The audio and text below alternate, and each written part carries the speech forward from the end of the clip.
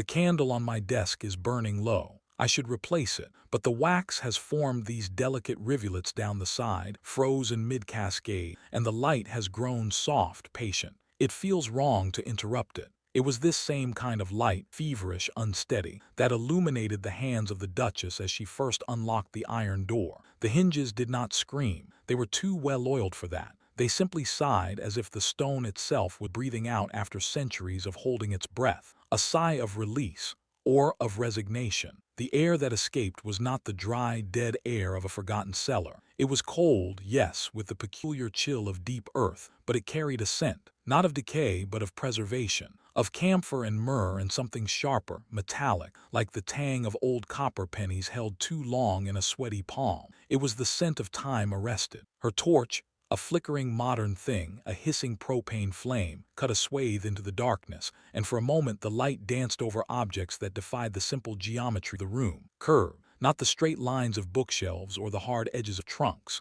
Organic, sinuous curves that caught the light and held it in soft, rounded gleam. Glass, perhaps, porcelain, things that were meant to be touched. Things that were meant to be seen but not in the silence beneath a crumbling chateau in Auvergne. Her gloved hand, trembling only slightly, reached out to touch the nearest shape. It was a jar, a simple cylinder of blown glass, its surface frosted with the dust of ages. Inside, suspended in a liquid that had long since turned the color of weak tea, was a shape. A pale, branching form like a piece of sea coral or the root of a mandrake ripped too soon from the earth. But it was neither. It was a human trachea, with the delicate cartilage rings that had once held a breath, held a song, held a scream. And next to it, another jar, smaller, containing a lattice of bone so fine it seemed spun from sugar. The ossicles of the tiny hammer, anvil, and stirrup that had once translated a lover's whisper into a flutter of the heart. This was not a tomb. This was a theater of the self dissected and displayed. This was the secret library of the Duchess,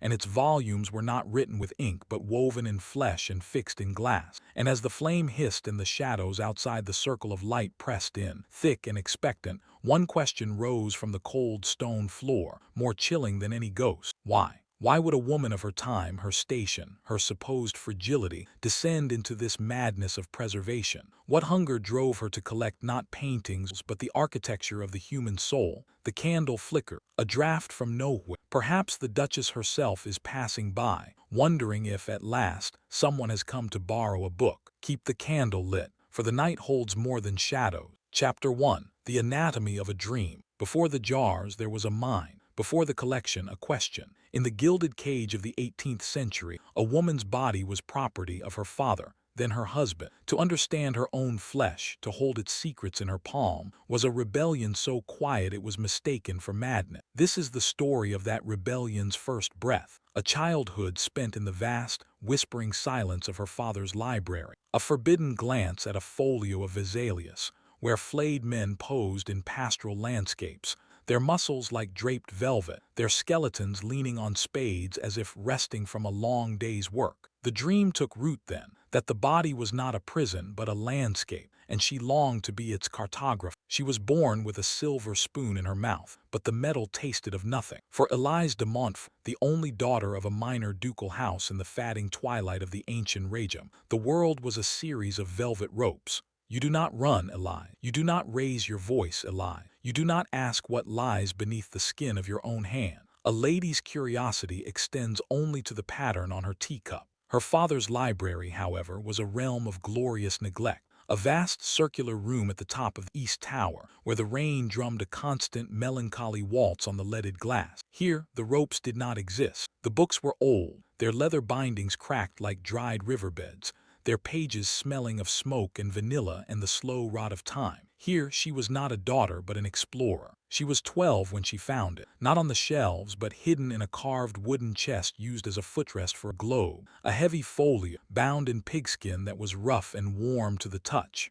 It had no title on the spine. She hauled it onto the frayed carpet before the fireplace, the flames casting a glow that seemed to make the cover breathe. She opened it. The world stopped. Before her lay a man, but a man taken apart and laid out like a garden. His skin was peeled back in gentle flaps, revealing the intricate weave of muscle beneath, each bundle of fiber rendered with the precision of a botanical engraving. He stood in a serene landscape, a distant hilltop town behind him, as if his flayed state was the most natural thing in the world. On the next page, a skeleton leaned on a tombstone, its empty eye sockets turned towards the sky in what she could only interpret as a posture of philosophical contemplation. De Humani Corporis Fabrica, Vesalius. The very title was a rebellion on the fabric of the human body. She did not scream. She did not slam the book shut. She traced the line of a tendon in the leg with her fingertip, feeling the slight impression it left on the page. It was beautiful. It was a map. And for the first time she understood that the body she was told to clothe, to hide, to ignore, was a country of infinite complexity, a country she was forbidden to explore. The discovery was her secret, her midnight mass. She would return to the book again and again, committing its plates to memory. She learned the names of bones as other girls learned the names of dances. Scapula, like the wing of a seraph. Patella, a small, round shield for the knee. Phalanges, tiny pillars of the finger. The skeleton was no longer a symbol of death, but of structure. The muscles were no longer gristle, but the architecture of movement. When she was 16, she was married to the Duc de Gramont, a man twice her age, with cold hands and a chateau in the mountains that was said to be cursed by the local peasants, not with ghosts, but with a strange, persistent melancholy. He saw in Élise a quiet, well-bred girl who would bear his children, tend his household. He did not see the cartographer. He did not know she had a map of a country he would never rule. The chateau was a hulking beast of gray stone, perched on a volcanic outcrop in a land of sleeping giants, the extinct volcanoes of the Auvergne. The wind howled across the plateau, a constant, mournful sound. It was a place of isolation, of long winters where the snow would bury the roads and the world would shrink to the size of the Great Hall. It was a prison, but for Élise it was also a laboratory. The loneliness was a crucible, and in its heat, the seed planted by Vesalius began to grow. She had the body of a husband, but he was a distant, formal creature. Their encounters were brief, dutiful, and silent. He saw her as a vessel. She began to see him as a specimen. She watched the way his pulse beat in his throat when he was angry. She noted the subtle asymmetry of his face. She catalogued the blue tributaries of veins on the back of his hand. She was practicing, learning to read the landscape. The Duc died 5 years into their marriage, a fever that painted his cheeks with a false, hectic flush and then stole him away in the night. The doctors bled him, purged him, applied leeches and poultices. They fought his body as if it were an enemy fortress. They lost. Standing by his bed in the cold dawn, watching as the servants washed the tall, still form, Élise felt not grief but a profound, aching wonder. This thing that had been her husband, this vessel of commands and coldness, was now simply matter. The pulse was gone from his throat. The veins were empty roads. Where had he gone? The question was not theological, it was anatomical. She looked at the doctors with their pompous wigs and their useless instruments, and a quiet, revolutionary thought took hold. You know nothing. You fumble in the dark, but I will learn to see. The chateau was hers now. The mountains were hers, and the silence was hers to fill with whatever she chose. She thought of the jar she had seen once in the cabinet of a traveling apothecary, a two-headed lamb floating in amber spirits. A freak, a wonder, a thing of pity, but it had been preserved. Death had been arrested. The lamb, in its ghastly immortality, was no longer a thing of the field, but a thing of knowledge. What if she could do the same, not with monsters, but with the ordinary miracles that lay beneath the skin of every man, woman, and child? What if she could build a library not of paper, but of the very fabric of being? The idea was immodest. It was ungodly. It was impossible. And so she began. The first acquisition was a heart. Not a human heart. She was not yet so bold. It was the heart of a stag brought down on her own land by her own gamekeeper. She had it delivered to the vast, cold kitchen, and there, by the light of a single candle, she had attempted to trace the paths of the blood, to understand the chambers and the valve. She failed. The thing was a bloody, shapeless lump in her inexperienced hand, but she had held it. She had felt its weight. And the dream, once a whisper, was now a roar. The hunt for the knowledge to fill her secret library had begun. Chapter 2. The Cartographer's Apprenticeship. To build a library, one must first learn to read. But the alphabet of the human body was not taught in universities to women, and its pages were not found in books, but in the clandestine hours of the night. The Duchess sought out teachers in the shadow, grave robbers with lanterns and iron spades, midwives who knew the architecture of birth and death, a defrocked surgeon with hands that shook, but eyes that still burned with the old fire. She paid in gold, but the true currency was her unwavering gaze, a gaze that did not flinch from the opened body, but instead drank it in like holy water. This is the chronicle of her education, a curriculum written in tallow light and the soft, wet sounds of revelation. The village of Saint-Emilion slept under a blanket of frost. Its roofs were sugar-dusted, its streets rivers of hardened mud. In a lean-to shed on the edge of the forest, away from the huddled houses, a different kind of light burned. Not the warm glow of hearth fire, but the thin, sharp flare of a single candle, doubled by a brass reflector. It illuminated a table. On the table a form, and around the table two figures. The first was old, his back curved like a question mark, his fingers stained with substances that were not ink or earth. This was Bastien, once a surgeon to the Parisian poor,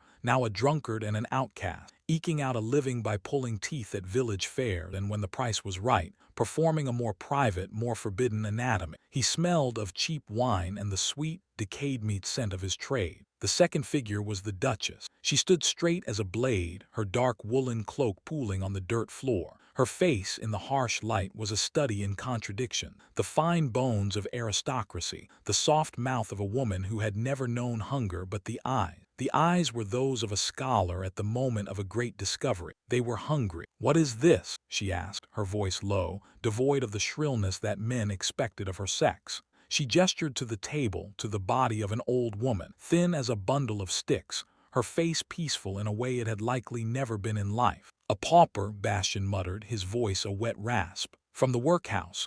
No one to claim her, no one to miss her. The earth in the cemetery is frozen solid, Your Grace. The gravedigger, they are practical men." He did not say that he had paid them. He did not need to. The Duchess understood the transaction. This woman, nameless in life, would be her first true lesson. Bastien's hands, despite their tremor, moved with a strange grace. He took up a knife, its blade long and thin, and touched it to the cold, gray skin of the chest. "The first cut," he whispered, more to himself than to her. "It is the hardest. After that, you are no longer cutting a person. You are opening a mystery." He drew the blade down. The skin parted with a faint, dry sound like tearing stiff parchment. The Duchess did not flinch. She leaned closer. The smell was strong, preservative salts and the faint, sweet undertone of what life had left behind. But she did not raise a scented handkerchief to her nose. She breathed it in. It was the smell of truth. Bastien worked with the patience of a man who had no other appointment with time. He folded back the flaps of skin and muscle, revealing the pale architecture of the ribs. He used a heavy pair of shears to snip through the bone, the crunch a sharp, intimate sound in the cold shed. When he lifted the breastplate away, he stepped back. "The heart," he said, "the liver, the lights, the lung. See how they have collapsed like empty sacks. In life they are full of breath. In death they remember only stillness." The Duchess reached out a gloved hand. She did not touch, but her fingers traced the air above the organs as if reading a text in braille. "The heart," she repeated. "Show me the chamber." Bastien guided her hand, his own filthy fingers resting lightly on her fine kidskin glove. He placed her index finger on the great vessel, the Yorta. "Here is the river. It flows out. And here," he moved her hand, "the chambers where the blood rests between journeys. In the books they draw it like a valentine, a simple shape. But see, it is a knot, a beautiful, complicated knot." For hours they worked until the candle burned down to a stub and the frost on the inside of the single window began to thaw from their breath. He showed her the lungs, spongy and light, the liver a great, dark, mysterious mass, the stomach an empty sac. He showed her the brain, lifting it from the skull like a pale, convoluted prize. And through it all the Duchess watched, asked questions, and remembered. She was not horrified. She was not disgusted. She was, for the first time in her life, home. This was the first lesson. There would be many more. From Bastien she learned the gross architecture, the cities and rivers of the body, but she needed to understand its hidden places, its secret garden. For this, she turned to the women, to the midwife. Marguerite was ancient, her face a map of wrinkle, her eyes the color of sky on a winter afternoon, pale, clear, and utterly without illusion. She had been bringing life into the world and laying out the dead for 60 years. She knew the female body not as a vessel of sin or a thing of beauty, but as a machine of astonishing, bloody power. She met the Duchess in the kitchen of the chateau, a vast, cavernous space of blackened pots and long wooden table. The Duchess had dismissed the servant. They sat together, two women separated by class but united by curiosity, a bottle of the duck's finest cognac between them. "You want to know about the womb," Marguerite said. "It was not a question. I want to know about everything, the Duchess replied. But yes, that most of all. It is the place we all begin and yet no one speaks of it. It is treated as a void, an absence. Marguerite laughed, a dry, rustling sound. An absence? Child, it is the opposite. It is the most present thing in a woman's life. It is the moon pulling at our blood. It is the anchor that drags. I have seen it kill. I have seen it give life. I have seen it hold its secrets. She told the Duchess of the ones who died in childbirth, the blood pooling beneath them like a dark tide. She told her of the ones who died before, the tiny buds of life that never bloom, passed in a gush of pain in the middle of the night. She told her of the old women she had laid out, whose wombs had shriveled to nothing, dry and forgotten. To know it, Marguerite said, you must see it, not in the books, in the flesh. And so the Duchess learned of the midwife's other trade, the one that operated in the hours before dawn when a girl's scream was just the wind, and a bundle buried in the forest was just a secret the trees would. The Duchess did not judge, she paid, and she learned. She held in her hands the tiny, perfect form of a child born too soon, its skin translucent, its fingers like minute stars. She saw the cord that had once been its lifeline, a twisted rope of life. She saw the womb of a woman who had died of fever, its inner lining a soft, bloody velvet. She began to understand. The body was not just structure, it was story. Each organ held a narrative. Each scar was a sentence. Each death was a completed volume. The final piece of her education came from an unexpected source. A man of God. Pierre Antoine was the parish priest of a village so small it had no name, only a cluster of houses around a spring said to have healing power. He was a thin, ascetic man with burning eyes and a secret. In the crypt beneath his tiny church, he kept a collection, not of relics or gold, but of bone. He had heard of the Duchess from Marguerite, who confessed to him in whispers and paid for his silence in gold. One night, he appeared at the chateau, a shadow in the snow. They say you wish to understand, he said, not waiting for an invitation. They say you are not afraid. I am not afraid of truth, the Duchess replied. He led her to his crypt. It was a low, vaulted space, the walls lined with skull, not stacked in the decorative patterns of the great ossuaries, but arranged on simple wooden shelves, each one a separate exhibit. He held up a lantern. Look, he said, see the differences. This one, the jaw is strong, the brow ridge heavy. A man who worked the land, who carried burden. The muscles of his neck left their mark on the bone. This one, he moved the light, the skull is lighter, the forehead high. A woman, you can see the slightness of the bone, the smoothness where the muscles of the jaw were smaller. And this, he picked up a small skull, delicate as a bird's egg. A child, the bones not yet the fontanelle, the soft spot, now closed in death as it was open in life. He taught her to read the bones as others read teeth, the story of a life written in calcium. He showed her the teeth, worn down by the grit in bread, the sign of a life of coarse food and early aging. He showed her the healed fractures, the ridges of bone that spoke of a broken arm, a cracked rib, survived. He showed her the signs of disease, the pitting on the bone that told of fevers that had raged, of joints that had swollen and ached. You see, Pierre Anton said, his voice echoing in the bone-filled silence,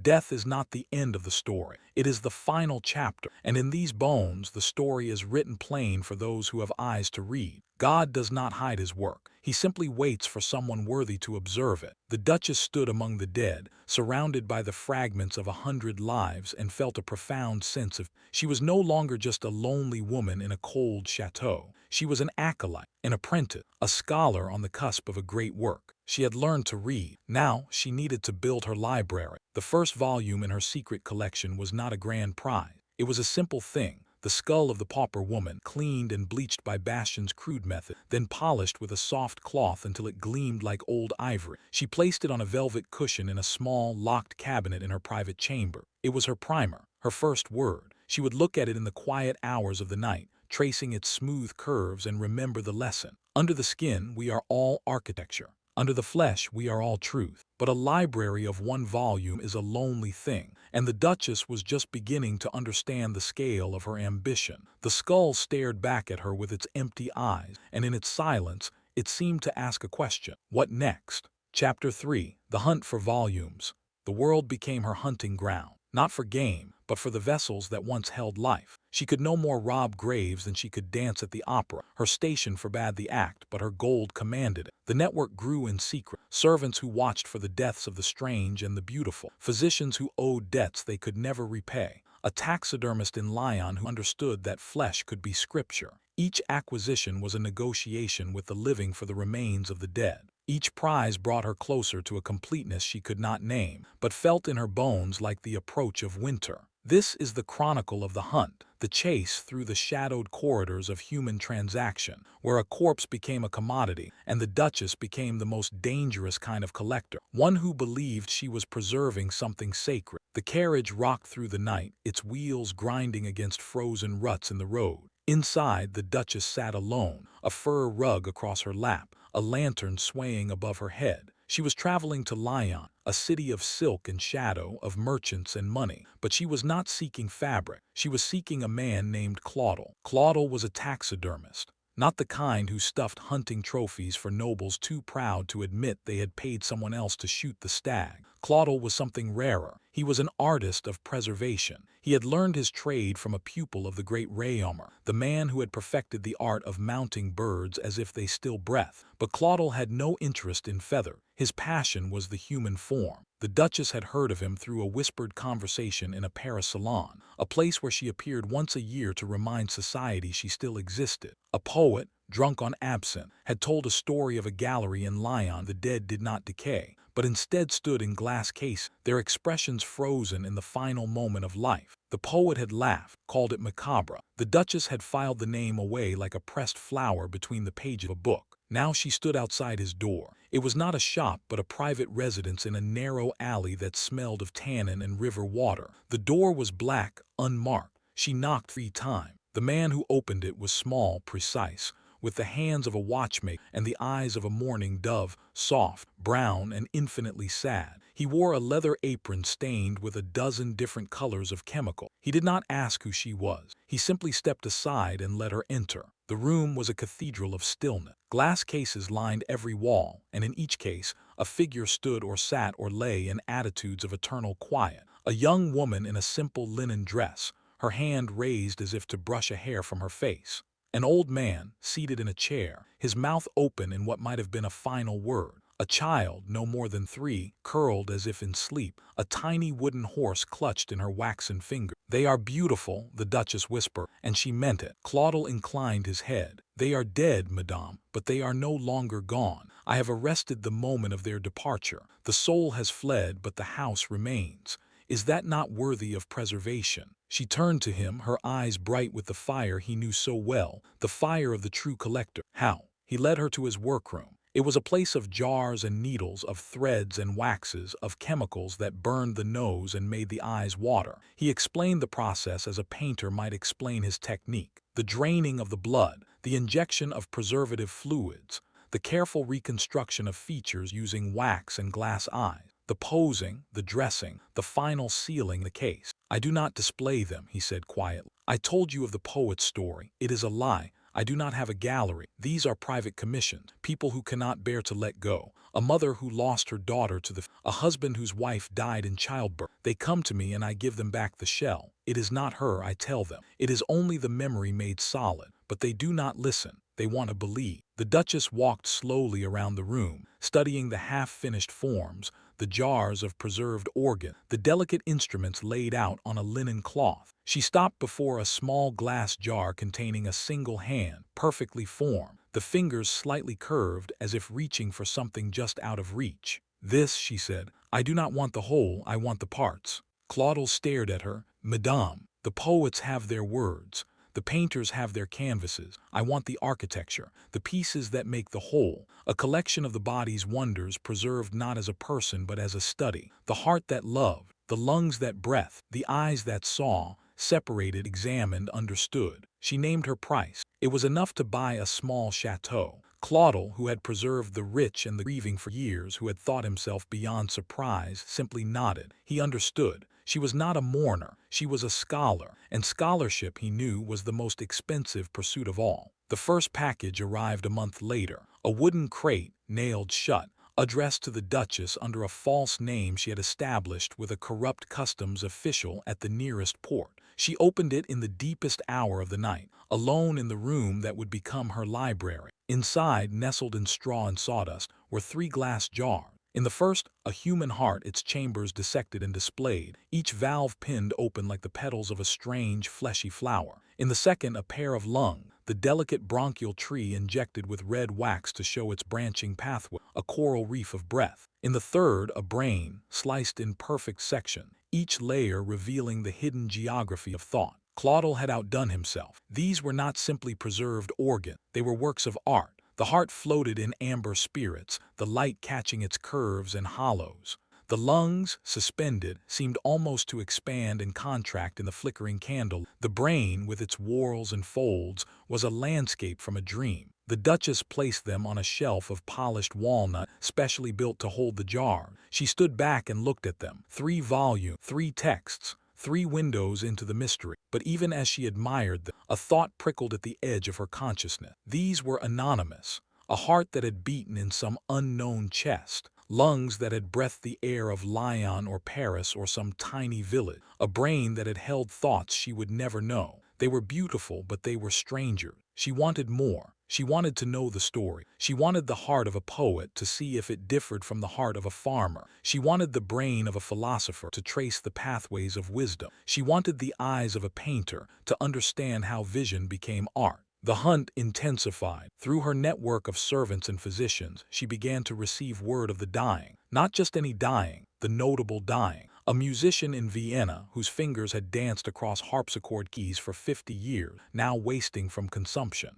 A philosopher in Königsberg whose skull was said to be enormous. A temple of now slipping into the final silence. A courtesan in Paris whose beauty had launched 1,000 sonnets, now rotting from the pox. Her famous features collapsing into something the poets would never sing. She could not simply ask for their body. That would invite questions, scandal, ruin. But she could position herself. She could wait. She could pay. The musician died in the winter of 74. His hands, those miraculous hands, were removed by a physician in her pay within hours of his last breath. They arrived at the chateau packed in snow, then transferred to a preserving solution. The Duchess held one in her own hand, studying the long finger, the slight calluses on the pads, the elegant arch of the palm. She imagined them playing Mozart, the notes flowing from these very bones into the air. Now the bones were hers, and the music was only a memory. The philosopher died the following spring. His skull, as promised, was enormous. The physician who removed it wrote that it required a special saw,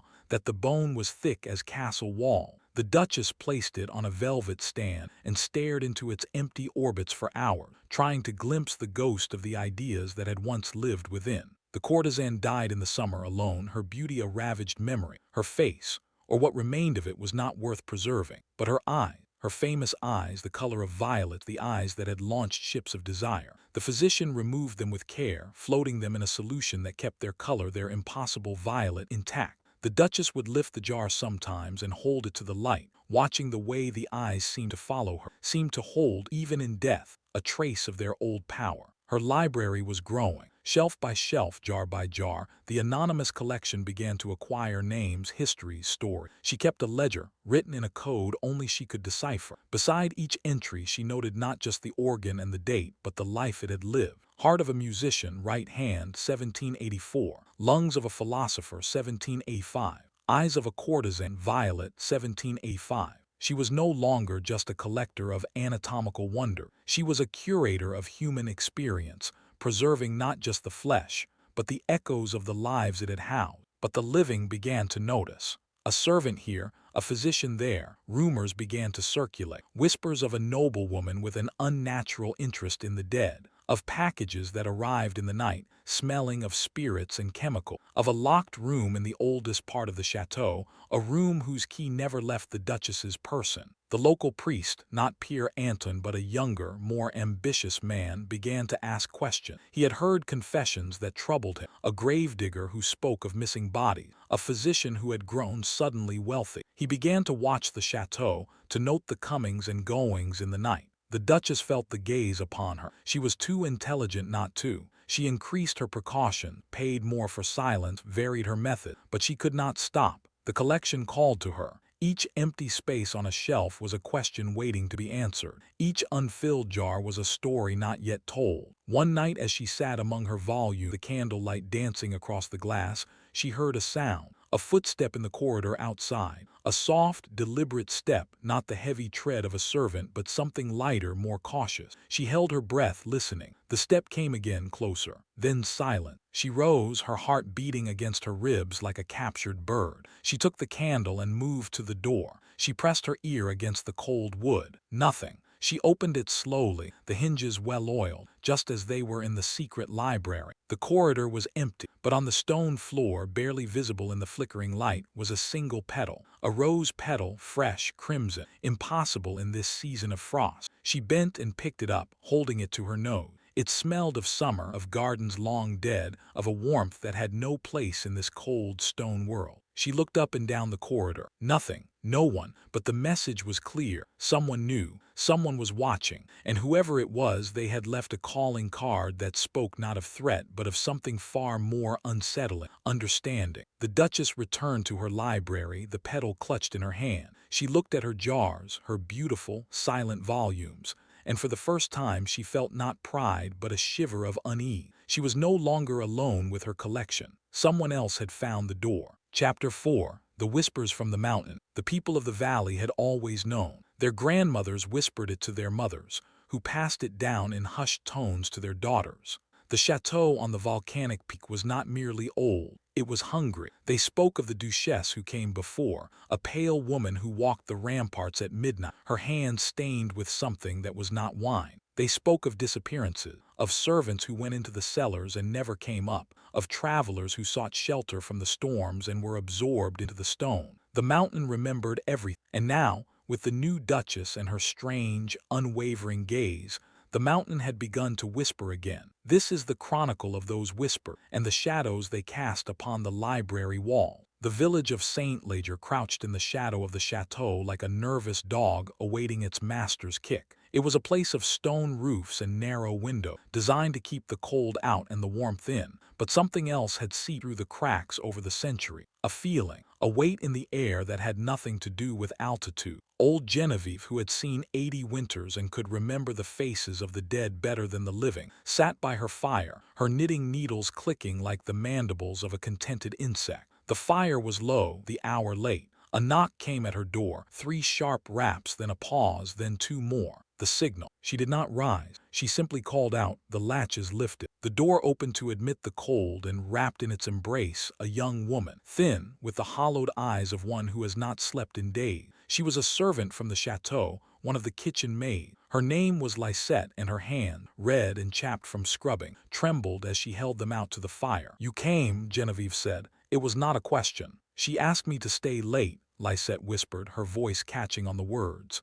"To help with the jars, to hold the labels while she wrote. The candlelight made the shadows dance grandly, and the things in the jars, they danced with." Genevieve's needles did not stop their clicking. "You have seen what is in the jars. You knew before you went." "I knew, but knowing and seeing are different. When you know a thing, it lives in your mind. You can shape it, soften it, make it less. But when you see it," Lisette shuddered, a full-body tremor that had nothing to cold. "The eyes, Grandmere, they follow you, even when there are no eyes. Even when it is just a hand, a foot, a thing that was never meant to be separate from its body. It watches you." Genevieve set down her knitting. She reached out and took the girl's cold hands in her own, her skin like warm parchment against Lisette's chill. "You must listen to me, child. The Duchess is not evil. Do you understand? She is not wicked. She is simply consumed. There is a difference. Evil knows it is evil and chooses to be so. The Duchess does not see what we see. She sees knowledge. She sees beauty. She does not see the souls that once inhabited those fragments." "How can she not?" Lisette's voice cracked. "How can she hold a heart in her hand and not feel the love that once beat through it?" "Because she has never loved," Genevieve said simply. "Not as we understand it. She loves only the question. And questions, child, are the hungriest things in all of God's creation. They eat everything: morals, fears, compassion, sleep. They leave only the asking, and the asking must be fed." Lisette pulled her hands away. "She wants me again tomorrow night. She says I have a steady hand. She says I do not faint like the others." "Then you will go," Genevieve said, her voice hard now ancient. "And you will watch. And you will remember that you are not one of her specimen. You are a woman with a soul, and souls cannot be preserved in jars.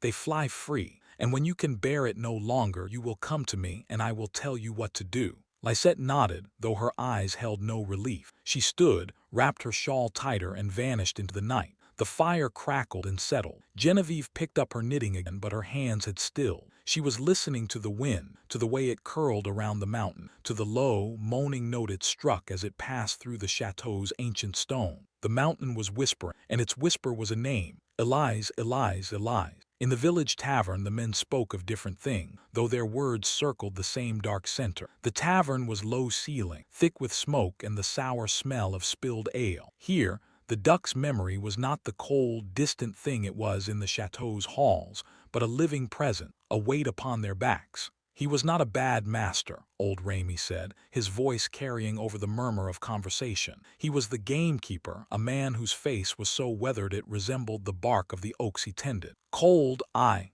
distant, but he knew the land. He knew the deer, the boar, the way the seasons turn. He was of this place in his way. And she? The question came from a younger man, a woodcutter named Pierre, who had only ever known the Duchess as a figure seen at a distance, a dark shape against the sky on the ramparts. Raimy took a long pull from his mug. She is not of this place, she is of somewhere else. Somewhere. Inside. You see it in her eyes. She looks at the mountain, but she does not see it. She looks through it, at something only she can perceive. They say she pays well, another voice offered. Gold for bodies, for the unclaimed, for those who die alone. Aye, she pays, Raimy, and gold spends as sweet as any other. But mark me, there is a price for that gold that is not counted in coin. She is building something down there in the old cellar, something that did not exist before. And when you build a new thing in an old place, the old place takes notice. The men fell silent. They all knew the story. The chateau had been built on the site of an older structure, a keep from the time of the Saracen raids, and before that, the mountain itself had been sacred to the old gods, the ones the church had painted over but never truly erased. The Gauls had come here to consult their druids. The Romans had built a temple to a goddess whose name was now forgotten. The mountain was layered with belief, with ritual, with the residue of centuries of human longing, human fear. And now, in its deepest chambers, a woman was building a temple of her own, a temple to the body, a library of flesh. Has anyone seen what is down there? Pierre asked, his voice barely a whisper. A long pause. Then the tavern keeper, a vast woman named Clothilde, who had seen everything and judged little, spoke from the shadows behind the bar. My niece, Celeste. She helped clean the rooms before the Duchess, before she decided to keep the work to herself and a select few. Celeste said there were jars, many jars, and in them things that made her pray, things that should not be looked upon without a priest present. What kind of things? Hands, Clothilde said, feet, a heart like a great dark fist, and a head. A child's head, its eyes closed, its hair still soft, floating in the liquid as if it were merely sleeping. Celeste left that night, walked 10 miles to her mother's village and never returned. She will not speak of it. She will not even say the Duchess's name. The fire in the tavern hearth popped, sending a shower of sparks up the chimney. Outside, the wind moaned, and in the silence that followed, every man in the room felt the weight of the mountain above them, and the weight of the woman within it, and the weight of the question that hung unspoken in the smoky air. What manner of soul collects the pieces of other soul? The whispers did not stop at the village boundary. They traveled, as whispers do, on the tongues of traders and traveling friars, of beggars and peddlers. They reached the ears of the church. And the church, ever watchful for the sin of curiosity dressed in the robes of science, began to take an interest in the lonely chateau on the volcanic peak. A letter arrived at the bishop's palace in Clermont-Ferrand. It was unsigned, written in an uneducated hand on cheap paper, but its message was clear. There is a woman in the mountains who defiles the dead. She cuts them open. She keeps their parts in jars. She laughs at God and makes a museum of his mistakes. In nomen patris et filii et spiritus sancti, someone must stop her. The bishop, a worldly man named de la Rochefoucauld, who had seen enough of folly to fill a library of his own, read the letter twice, then placed it in a drawer. He did not act immediately. He was a cautious man. The Duchess, for all her eccentricities, was a noblewoman of unimpeachable lineage. But he did not burn the letter. He kept it, and he waited. In the chateau, the Duchess knew nothing of the letter. She knew only that her work was progressing, that her library was growing, that each jar she filled was a question answered and a new question born. She did not hear the whisper, or if she did, she mistook them for the wind. But the mountain heard, the mountain remembered, and in its ancient, patient way, the mountain was preparing its response.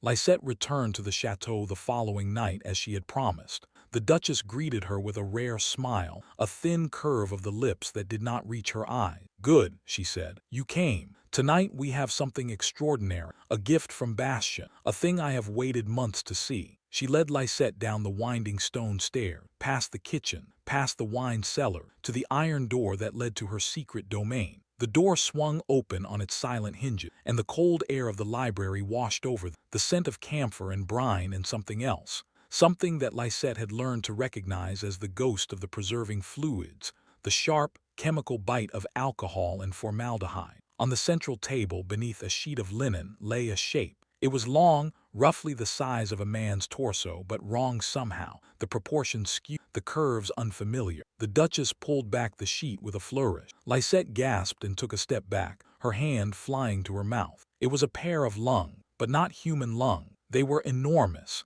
each lobe the size of a loaf of bread, the delicate tracery of bronchial tubes standing out in pale relief against the darker tissue. They lay on the table like a strange, collapsed creature, a thing from the depths of the sea. "A whale," the Duchess said, her voice alive with a terrible excitement. "A young whale beached on the coast of Brittany. Bastien rowed for 3 days to bring me these before they rotted. Look at them, Lisette. Look at the architecture of breath. Imagine the lungs that could hold air for an hour, that could power a creature the size of a ship. Is it not magnificent?" Lisette looked, and in the dim, flickering light of the candles, she saw not magnificence, but the terrible, intimate machinery of a life that had ended so that this woman could possess its parts. She saw the ghost of the whale, breaching in some faraway ocean, its song echoing the deep. And she saw the Duchess, standing over its remains, her eyes bright with a hunger that would never be satisfied. The mountain whispered, the jars gleamed, and in the village below, old Genevieve sat by her fire, knitting and waiting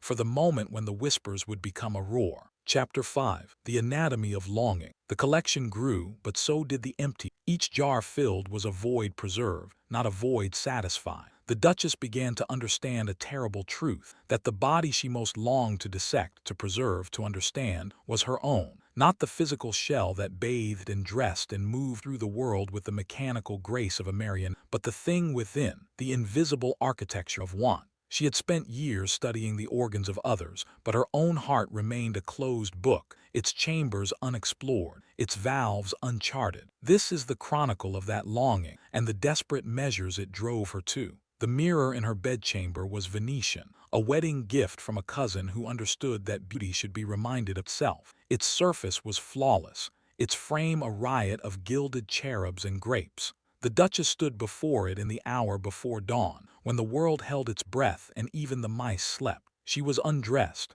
not for a lover, there was none, not for sleep, sleep had abandoned her months ago. She stood naked before the glass to study the landscape of her own flesh. Her hand rose, tracing the line of her collar, the delicate architecture of bone that held her shoulders in place. She pressed gently, feeling the hardness beneath the skin. Clavicle. She spoke the word aloud, and it hung in the cold air like a puff of breath. She moved her hand lower to the swell of her breast, feeling the softness over the firm ridge of rib. She could almost see them beneath the skin, the bones, the muscle, the hidden geography of her own existence. What lay beneath? What secrets did her own body keep from her? She thought of the hearts in her collection. The musician's heart, with its chambers opened like the petals of a flower. The philosopher's brain, sliced into sections thin as paper, each fold a thought once housed. The courtesan's eyes, still violet, still watching from their liquid prison. She knew the architecture of others better than she knew the architecture of herself. And yet, there was a place she could not reach,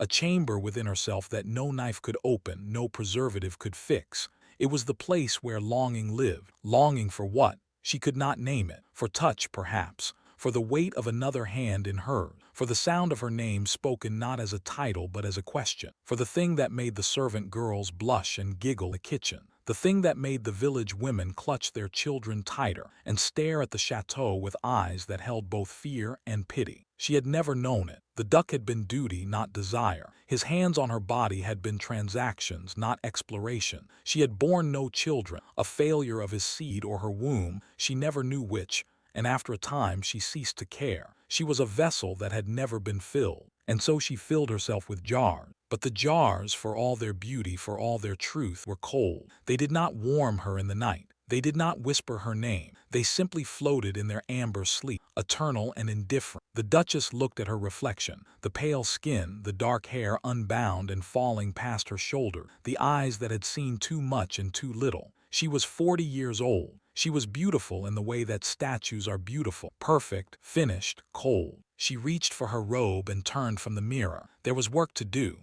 There was always work to do. The idea came to her not in a flash of insight but as a slow accretion, like crystals forming in a saturated solution. She had been reading the journals of a German anatomist, a man named Surmering, who claimed to have located the seat of the soul in the fluid of the brain's ventricle. Nonsense, of course. The soul was not a thing to be located. It was a thing to be. What? Captured, preserved, understood. She set down the journal and looked at her hand. They were steady, skilled hands, hands that had learned to dissect, to preserve, to mount, hands that had held 100 hearts and 1,000 secrets. What would it feel like, she wondered, to turn those hands upon herself? Not in death, she was not suicidal, but in life, to open her own flesh, to peer within, to see the beating of her own heart while it still beat, to understand, finally, the architecture of her own longing. It was impossible, of course. No surgeon could operate upon himself. No anatomist could dissect her own living body and survive. And yet,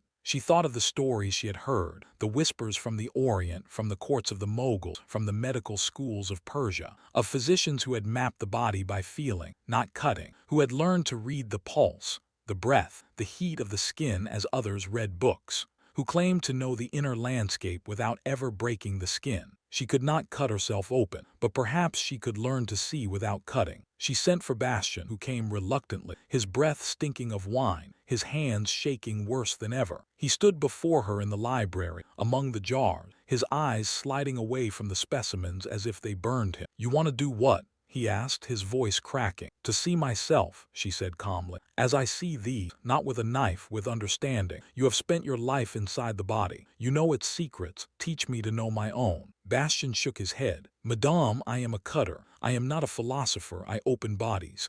I do not read them while they live." "Then teach me what you know of the living," she pressed. "The pulse, the breath, the places where pain speaks, the map of sensation. You have felt beneath 1,000 skin. You know where the organs lie, how they shift, how they speak through the flesh. Teach me to listen." He looked at her then, really looked, and for the first time he saw not the patron, not the collector, not the strange woman who paid him in gold for the parts of the dead. He saw a creature of profound and terrible loneliness, reaching through the bars of her own cage. "Very well," he said quietly, "but you will not like what you find." The lessons began that night. Bastian, sober for the first time in years, stood behind her as she sat in a chair, her bodice loosened, her back bare to the cold air. His hands, when they touched her, were surprisingly gentle, the tremor stilled by the focus of his task. "Here," he said, pressing his fingers into the soft flesh just below her shoulder blade. "The lung. Breathe deeply. Feel how the air fills the space beneath my hand. The lungs have no feeling themselves. They are dumb organs, mere bellows. But the tissues around them, the pleura, they feel everything. An inflammation, a bruise, a growth. The body knows. It always knows." She breathed and felt the pressure of his hand rise and fall. For the first time, she felt her own lungs not as an abstraction, but as a presence within her. Two soft, spongy organs expanding and contracting, taking in the world and releasing it again. He moved his hand lower to the small of her back. "The kidneys.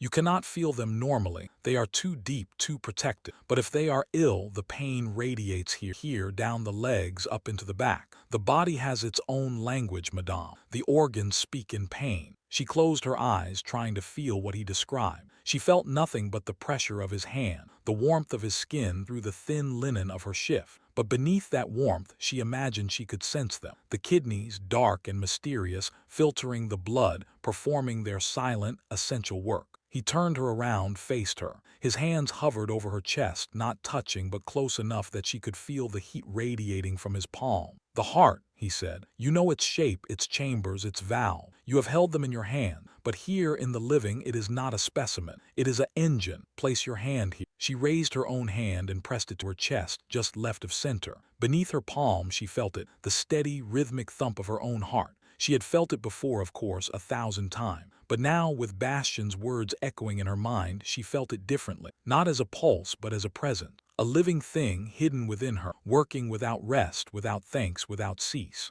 It beats for you, Bastian said softly. Every moment of every day, from before your birth to the instant of your death. It asks nothing. It gives everything. And when it stops, you stop. That is the only truth that matters, madame. All your jars, all your specimens, all your beautiful preserved fragments, they are silent because the engine has stopped. You cannot preserve the beat. The Duchess sat very still, her hand pressed to her chest, feeling the steady thump of her own life. For the first time in years, tears pricked at her eyes. Not tears of sorrow, but tears of recognition. She had spent so long studying death that she had forgotten to live. That night she did not go to the library. She sat by the fire in her bedchamber, a book unopened in her lap, listening to the wind and the beating of her own heart. She thought of the jars, of their silent, floating contents. She thought of the eyes that followed her, the hands that reached for nothing, the hearts that would never beat again. She thought of the whale's lungs, enormous and empty, that had once powered a creature through miles of ocean. And she thought of herself, of the chambers of her own heart unexplored, of the longing that filled her like preserving fluid, fixing her in a state of suspended animation. She was becoming one of her own specimen, preserved, perfect, dead. She rose and went to the window. Below, the village slept. Beyond, the mountain waited. Somewhere in the darkness, a wolf howled, a lonely, desolate sound that seemed to come from inside her own chest. She pressed her hand to the cold glass and whispered a question to the night. What am I preserving, and for whom? The wind gave no answer, but in the silence that followed she heard something else. A footstep in the corridor, soft, deliberate, approaching her door. She turned, her heart suddenly loud in her ears. The footsteps stopped. She waited, breath held. A long moment passed. Then a slip of paper appeared beneath her door, pushed through the narrow gap between wood and stone. She crossed the room and picked it up. It was a single sheet folded once. She opened it. In a hand she did not recognize, elegant and precise, were written 5 words. I know what you keep. The Duchess read the words again, then a third time. Her hand trembled slightly, but her face remained calm. She had always known this moment would come. The whispers, the watchers, the rose petal in the corridor, they had all been leading to this. Someone knew, and now someone was coming. Chapter 6. The Uninvited Reader. Every library attracts visitors. Most are welcome, scholars, seekers, those who come to learn. But some come with other purposes, other hunger. The note beneath the door was not a threat nor a promise. It was a declaration of presence. Someone had found the library. Someone had read its volume. And now, that someone wanted an audience with the librarian. The Duchess, who had spent years hiding from the world, now faced the prospect of the world finding her. This is the chronicle of that encounter, the meeting between the collector and the one who had come to collect her. She did not sleep. The note lay on her bedside table, a pale rectangle in the darkness, and she watched it as if it might move, might speak, might reveal the face of the one who had written it. But it remained still, its 5 words burning into the night like brand. I know what you keep. What did they know? How much had they seen? Were they friend or foe, ally or accuser, savior or destroyer? The questions circled in her mind like hungry birds, never settling, never satisfied. As the first gray light began to seep the curtains, she rose and dressed with care, not in the somber blacks and grays she wore, but in a gown of deep burgundy velvet, the color of aged wine, of dried blood, of the hearts in her jar.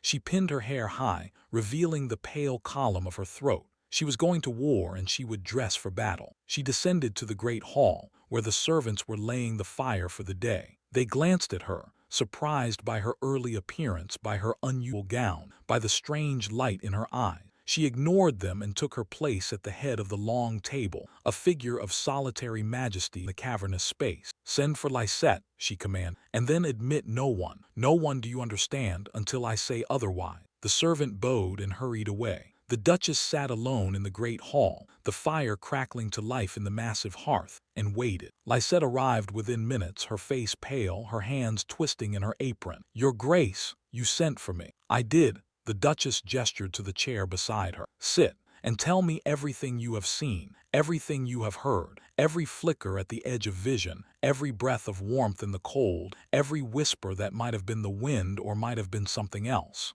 Lisette sat, though her body remained tense, ready to flee. She swallowed hard and began to speak, of shapes seen from the corner of the eye, of footsteps in empty corridor, of a scent, roses, always roses, that appeared and disappeared without explanation, of a presence that seemed to watch from the shadows, never threatening, never revealing, simply present. And you never saw a face, the Duchess pressed, never heard a voice. Lisette hesitated. Once, a voice, just a whisper. It said my name just once. I thought I imagined it. What did it sound like?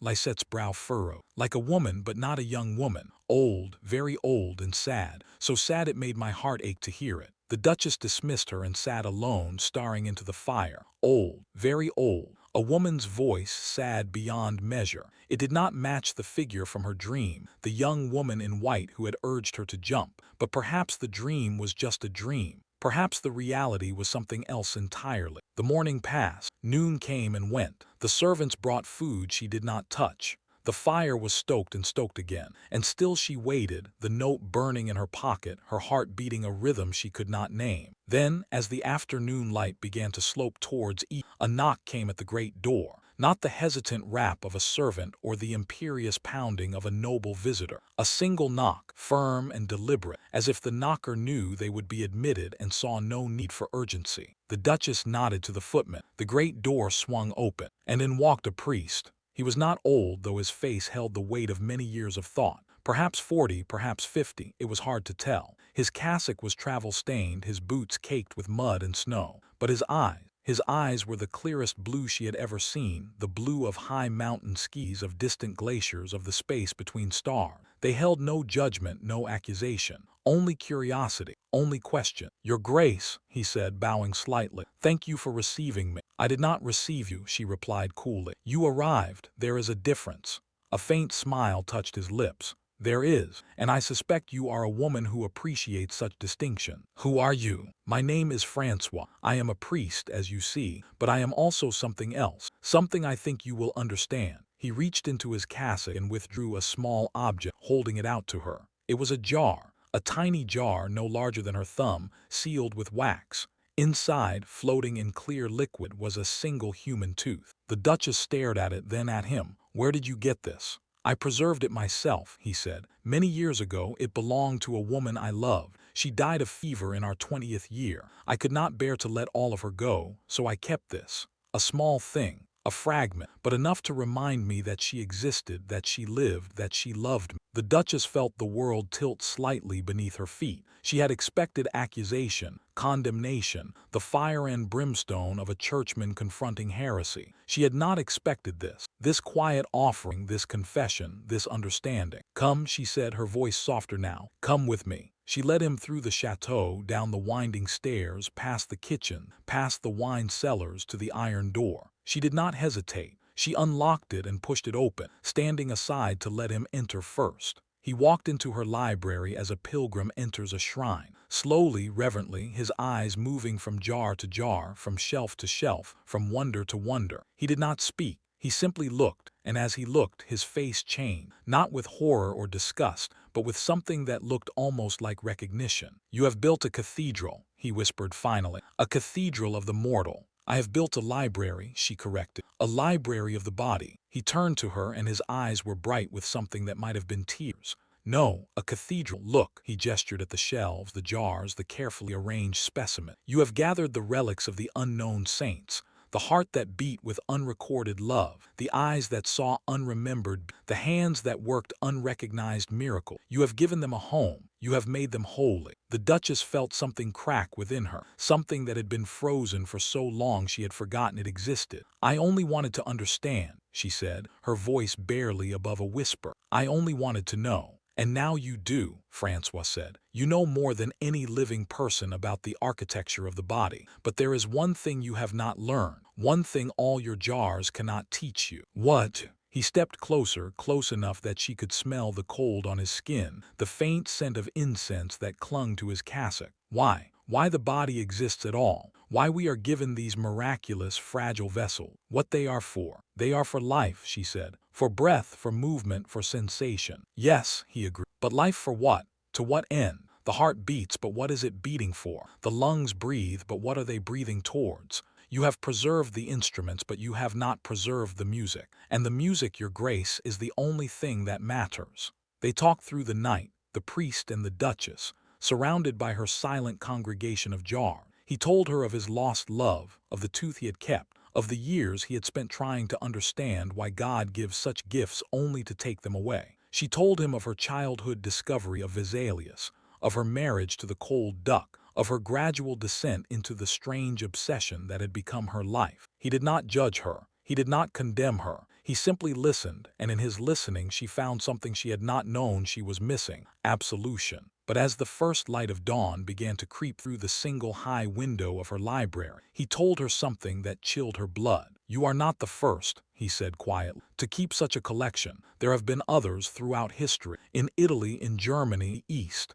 and they all came to the same end." "What end?" "They were consumed by their collections," he said. "Not physically, though some were killed when their secrets were discovered, but spiritually. They became like the things they preserve, frozen, still, perfect and dead. They forgot that the body is not an end in itself, but a mean, a way of being in the world, of touching and being touched, of loving and being loved. They preserved the vessel and lost the wine." The Duchess looked around her library at the jars that had once seemed so beautiful, so full of truth. Now, in the gray light of dawn, with Francois's words echoing in her mind, they seemed different. They seemed, for the first time, like what they were: dead things, fragments, pieces of a puzzle that could never be solved because the puzzle was not meant to be solved. "What do I do?" she whispered. "What do I do with all of this?" Francois was silent for a long moment. Then he said, "That is not a question I can answer. It is a question you must answer for yourself. But I will tell you this. The body is a book, yes, but it is a book that was meant to be read in the living, not preserved in the library. The only way to truly understand it is to use it,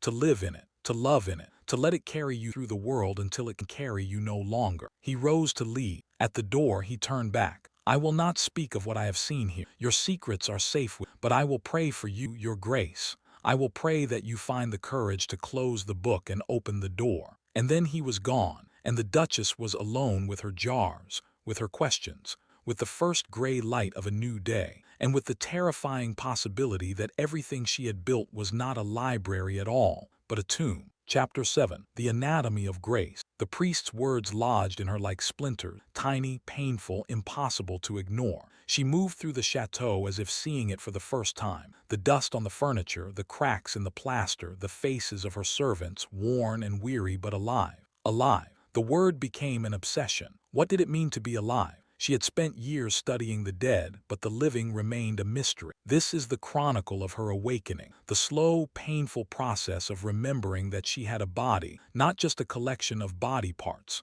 that she was a woman, not a librarian of remains, that grace, if it existed, could not be preserved in jars. In the weeks that followed Francois's visit, the Duchess did not enter her library. The iron door remained locked, the key cold and heavy in her pocket, but she could not bring herself to turn it. The thought of those silent shelves, those floating fragments, those eyes that followed, it filled her with a dread she could not name. Instead she walked. The chateau's grounds were vast, a frozen wilderness of skeletal trees and snow-covered paths. She wrapped herself in furs and walked for hours, her breath plumbing before her, her boots crunching on the crust of the snow. She walked until her body ached, until her fingers were numb inside her gloves, until the cold seeped through the layers of wool and silk and settled into her bone. She was testing herself, pushing against the limits of her own flesh, feeling the way her lungs burned when she climbed the hill behind the chateau, the way her heart hammered when she pushed through drift, the way her cheeks flushed and her eyes watered in the biting wind. She was alive. The proof was in every ache, every shiver, every gasping breath. One afternoon she came upon a scene that stopped her cold. In a clearing in the forest, a group of village children were playing. They had built a snowman, a lumpy, lopsided thing with sticks for arms and stones for eyes, and they were dancing around it, their laughter ringing through the frozen air like bells. The Duchess watched from the edge of the tree, hidden, unseen. She watched the way their bodies moved, the unself-conscious grace of limbs not yet burdened by self-awareness, the way a little girl's braids flew out behind her as she spun, the way a boy, no more than 5, threw himself into the snow and made a snow angel, his arms sweeping up and down with total abandon. They were not preserving anything. They were not studying or cataloging or understanding. They were simply being alive in their bodies in the cold, in the moment. The Duchess felt something rise in her chest, something hot and painful. She turned and walked quickly away, before the children could see her, before the tears that burned at her eyes could fall and freeze on her cheeks. She began to watch her servants with new eyes, not as functions, the cook who fed her, the maid who dressed her, the groom who tended her horses, but as people,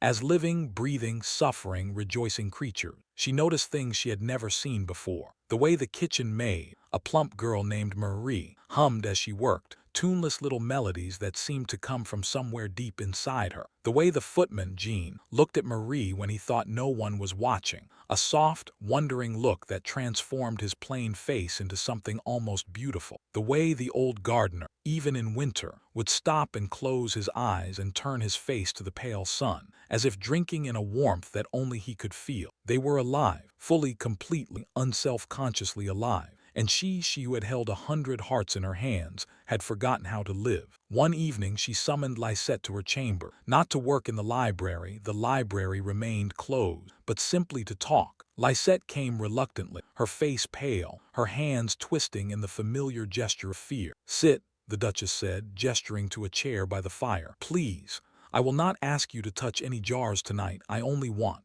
to know about you." Lisette sat, though her body remained tense, ready to flee. "About me, your grace. Yes, your life, your family, your heart." The word felt strange on her tongue, a specimen jarred and displayed, but also something else, something warm and beating and alive. Lisette stared at her for a long moment. Then, slowly, tentatively, she began to speak. She spoke of her mother, dead of fever when Lisette was 10, of her father, a woodcutter who drank to forget and forgot to live, of her younger brother whom she had raised, who was now apprenticed to a mason in Lyon, of a young man in the village, a farmer's son named Etienne, who walked her home from church on Sunday and whose hand she had held once, just once, in the darkness of the lane. "When he touched me," Lisette whispered, her cheeks flushing, "I felt, I cannot describe it, a warmth, a spreading warmth like honey poured through my vein. My heart beat so hard I thought he must hear it, and when he let go I felt cold, so cold, as if he had taken something of me with." The Duchess listened, her own heart beating in her chest,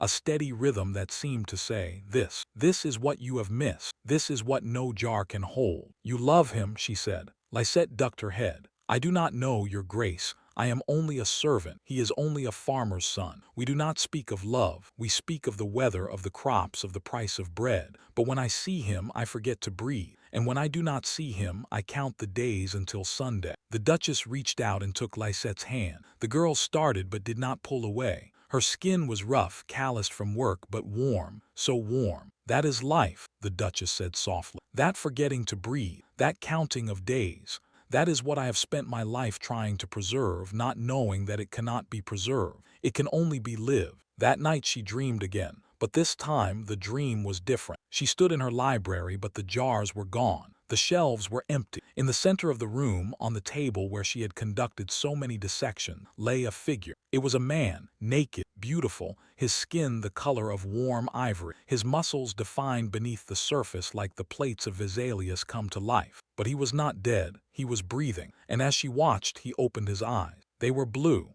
the clearest blue she had ever seen, the blue of high mountain skis, of distant glaciers, of the space between stars. "Francois," she whispered. He smiled, and the smile transformed his face, made it young and old at once, made it everything she had ever wanted and never known she wanted. "You have been studying the dead," he said, "but the dead have nothing to teach you. Come, let me teach you about the living." He reached out his hand. She took it. His skin was warm, so warm, and she felt the heat spread up her arm into her chest, into the chambers of her heart that had been cold for so long. He drew her down onto the table, onto the place where she had cut and preserved and studied. But now there was no cutting, no preserving, no studying. There was only warmth, only touch, only the astonishing fact of two living bodies, pressed together in the darkness. She woke with a gasp, her body trembling, her skin flushed, her heart pounding so hard she thought it might burst from her chest. She lay in the darkness, staring at the canopy above her bed, and for the first time in years, she was not thinking about jars or specimens or the architecture of the dead. She was thinking about the living, about touch, about warmth, about the astonishing, terrifying, glorious fact of being alive in a body that could feel. The next morning, she sent for Francois. He came within the week, his cassock again travel-stained, his eyes again that impossible blue. He stood before her in the great hall, and she could not look at him without remembering the dream, without feeling the phantom warmth of his skin against hers. "You sent for me," he said. "It was not a question." "I did." She took a breath, steadying herself. "I need you to teach me something." "And what is that?" "How to be alive." He looked at her for a long moment, his eyes searching her face. Then he smiled, that same transforming smile from her dream, and said, "I am not sure I know how, but I am willing to try if you are." She nodded, not trusting her voice. And in that nod, something shifted, something opened, something that had been locked for so long she had forgotten it existed. The iron door to the library remained closed, but another door, a door she had not even known was there, began to creak open on its rusty hinges. The door to her own heart. Chapter 8. The Anatomy of Touch. The priest stayed, not as a confessor, though she confessed everything: the graves robbed, the bodies bought, the jars filled with the fragments of the unknown dead; not as a judge, though he heard her sins without flinching. He stayed as something rarer, something she had never known, a friend. In the long spring evenings they walked together through the awakening grounds, and he taught her to see the world not as a collection of specimens, but as a living, breathing whole. He taught her to touch the rough bark of an oak, the soft petals of the first crocus, the warm flank of a horse, and slowly, tentatively, he taught her to touch him. This is the chronicle of that education, and of the love that grew in the space between two lonely souls. The first lesson was the simplest and the hardest. Francois took her hand, her gloved hand, and led her to the oldest oak in the forest, a giant that had stood for centuries, its trunk wider than a carrot, its branches twisting towards the sky like the arms of a supplicant. "Take off your glove," he said. She hesitated. Her hands were not soft, not the idle hands of a lady of leisure. They were the hands of a worker, a dissector, a preserver. They bore the small scars of slips with scalpel, the chemical stains of preserving fluids, the calluses of years of delicate work. She was ashamed of them, though she had never admitted it, even to herself. He waited patient, his hand extended. She pulled off the glove. Her bare hand lay in his, pale against his darker skin, and she felt the shock of contact like a physical blow. When had she last been touched? Not in years. Not since the duck, and his touches had been duties, not gifts. He did not comment on her scars, her stains, her calluses. He simply turned her hand over, palm up, and placed it against the bark of the oak. "Feel," he said. The bark was rough, ridged, alive with tiny crevices and outcropping. It was cool from the spring air, but beneath the coolness she felt something else. A deep, slow warmth, the residual heat of a living thing absorbing the sun's rays. She pressed her palm flat against it, and it pressed back, firm and unyielding and utterly, completely present. "This tree," Francois said softly, "has been here for 500 years. It has seen empires rise and fall. It has weathered storms that flattened villages. It has provided shelter for lovers, for outlaws, for children playing. And it has done all of this without ever moving, without ever speaking, without ever doing anything except being exactly what it is. A tree, alive, present. It does not need to preserve anything. It simply is." The Duchess stood with her hand on the bark, feeling the life within, and for a moment, just a moment, she understood. The tree was not trying to be anything other than what it was. It was not collecting, not studying, not preserving. It was simply living in its slow, patient, eternal way. She began to cry. Not the elegant, controlled tears of a lady at the opera, but messy, ugly sobs that shook her whole body. Francois did not move. He simply stood beside her, his hand on her shoulder, a warm weight that anchored her to the world. The second lesson was harder. Francois led her to a clearing where a doe and her fawn grazed at the edge of the tree. They were skittish,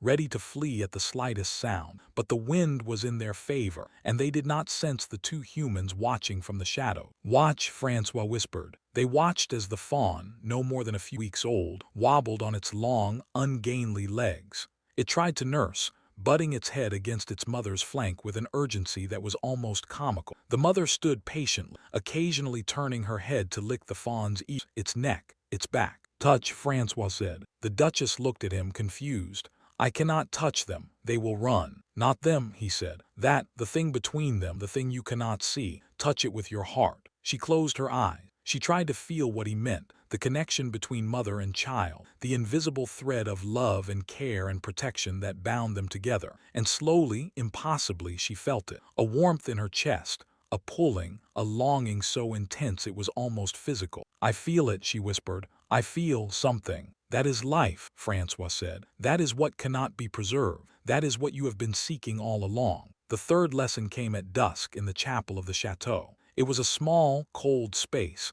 unused for years, the altar bare, the pews dusty. Francois had asked her to meet him there, and she came reluctantly, unsure of what he wanted. He stood before the altar, a single candle burning beside him. In his hands he held something small and white, the jar containing the tooth of his lost love, the one he had shown her on his first visit. I have kept this for 20 years, he said. I have carried it with me through every parish, every confession, every crisis of faith. I have held it when I was lonely, when I was afraid, when I doubted that God existed or that love meant anything at all. It has been my comfort and my curse. He held it out to her. Take it. She did. The jar was warm from his hand, the tooth within pale and small and impossibly fragile. I want you to help me let it go, he said. I want you to help me bury it, not in the ground, that would be too easy. I want to bury it. He touched his chest over his heart. I want to stop keeping it and start remembering. There is a difference. The Duchess looked at the jar, then at him. How? I do not know, but I think you are the only person who can teach me. You, who have kept so much for so long. You, who are learning to let go. They stood together in the candlelight, the jar passing between them, and in that moment something shifted. They were no longer priest and penitent, teacher and student. They were two people, holding a fragment of the dead, trying to find a way back to the living. The fourth lesson had no words. It came on a night in late spring, when the air was soft and heavy with the scent of blooming flowers. They had walked to the old oak, their oak now, and sat beneath it, watching the stars appear one by one in the darkening sky. Francois spoke of his lost love. Her name was Claire. She had died of fever in their 20th year. She had loved to sing. She had the most beautiful hands he had ever seen. He spoke without tears, without self-pity, simply telling her story as if she were a friend he wanted the Duchess to know. And then he fell silent. The stars wheeled overhead. The night deepened, and in the darkness his hand found hers. Not the gloved hand, not the careful, formal touch of acquaintance. His bare fingers intertwined with hers, and she felt the warmth of his skin, the slight roughness of his palm, the steady pulse of blood beneath. She turned to him. His face was close, his eyes reflecting the starlight, his breath warm on her cheek. Élise, he whispered, her name, not your grace, not madame, her name. She had not heard it spoken like that in years. Like a question, like a gift, like a prayer. She kissed him. It was clumsy, unpracticed, the kiss of a woman who had forgotten how. But he did not laugh, did not pull away. He simply kissed her back, his hand coming up to cup her face, his thumb tracing the line of her cheekbone as if she were something precious, something fragile, something worth preserving. But not in a jar, in a heart, in a life, in a moment that would never come again and did not need to, because it was enough, right now in this darkness beneath this oak, with these stars wheeling overhead. When they finally drew apart, she was crying again, but these tears were different. They were not tears of grief or regret or loss. They were tears of recognition, of coming home to a place she had never known she had left. I did not know, she whispered. I did not know it could be like this. Like what? Alive, so alive it hurts. He smiled, that transforming smile, and pulled her close. That is the point, he said against her hair. That is the only point. They became lovers in the weeks that followed, not in the grand, dramatic way of novels and poems, but quietly, tenderly, in the small hours of the night when the chateau slept and the world held its breath. He would come to her chambers, or she to his small room in the village, and they would lie together in the darkness, learning each other's bodies as she had once learned the bodies of the dead. But this was different. This was not dissection but discovery, not preservation but present. She traced the lines of his muscle, the curve of his spine, the small scar on his shoulder from a childhood fall, and each discovery was not a fact to be catalogued but a wonder to be cherished. He taught her that touch could be a language, that a hand on the small of the back could say what words could not, that the press of lips to a pulse point was a prayer, a promise, a plea, that the body was not a book to be read but a song to be sung together in the darkness for an audience of two. And in the light of day they walked and talked and laughed, actually laughed, a sound the Duchess had not made in years. He told her stories of his parishioners, their absurdities and their heroism, their tiny triumphs and their crushing failure. She told him of her collection, of the jars and the specimens and the long, lonely years of study. He did not judge, he listened. and in his listening she found a kind of absolution she had not known she needed. The iron door to the library remained closed, but another door had opened, and through it, light was streaming in. Chapter 9. The Weight of Flesh. Love, the Duchess discovered, was not the gentle emotion she had imagined from books.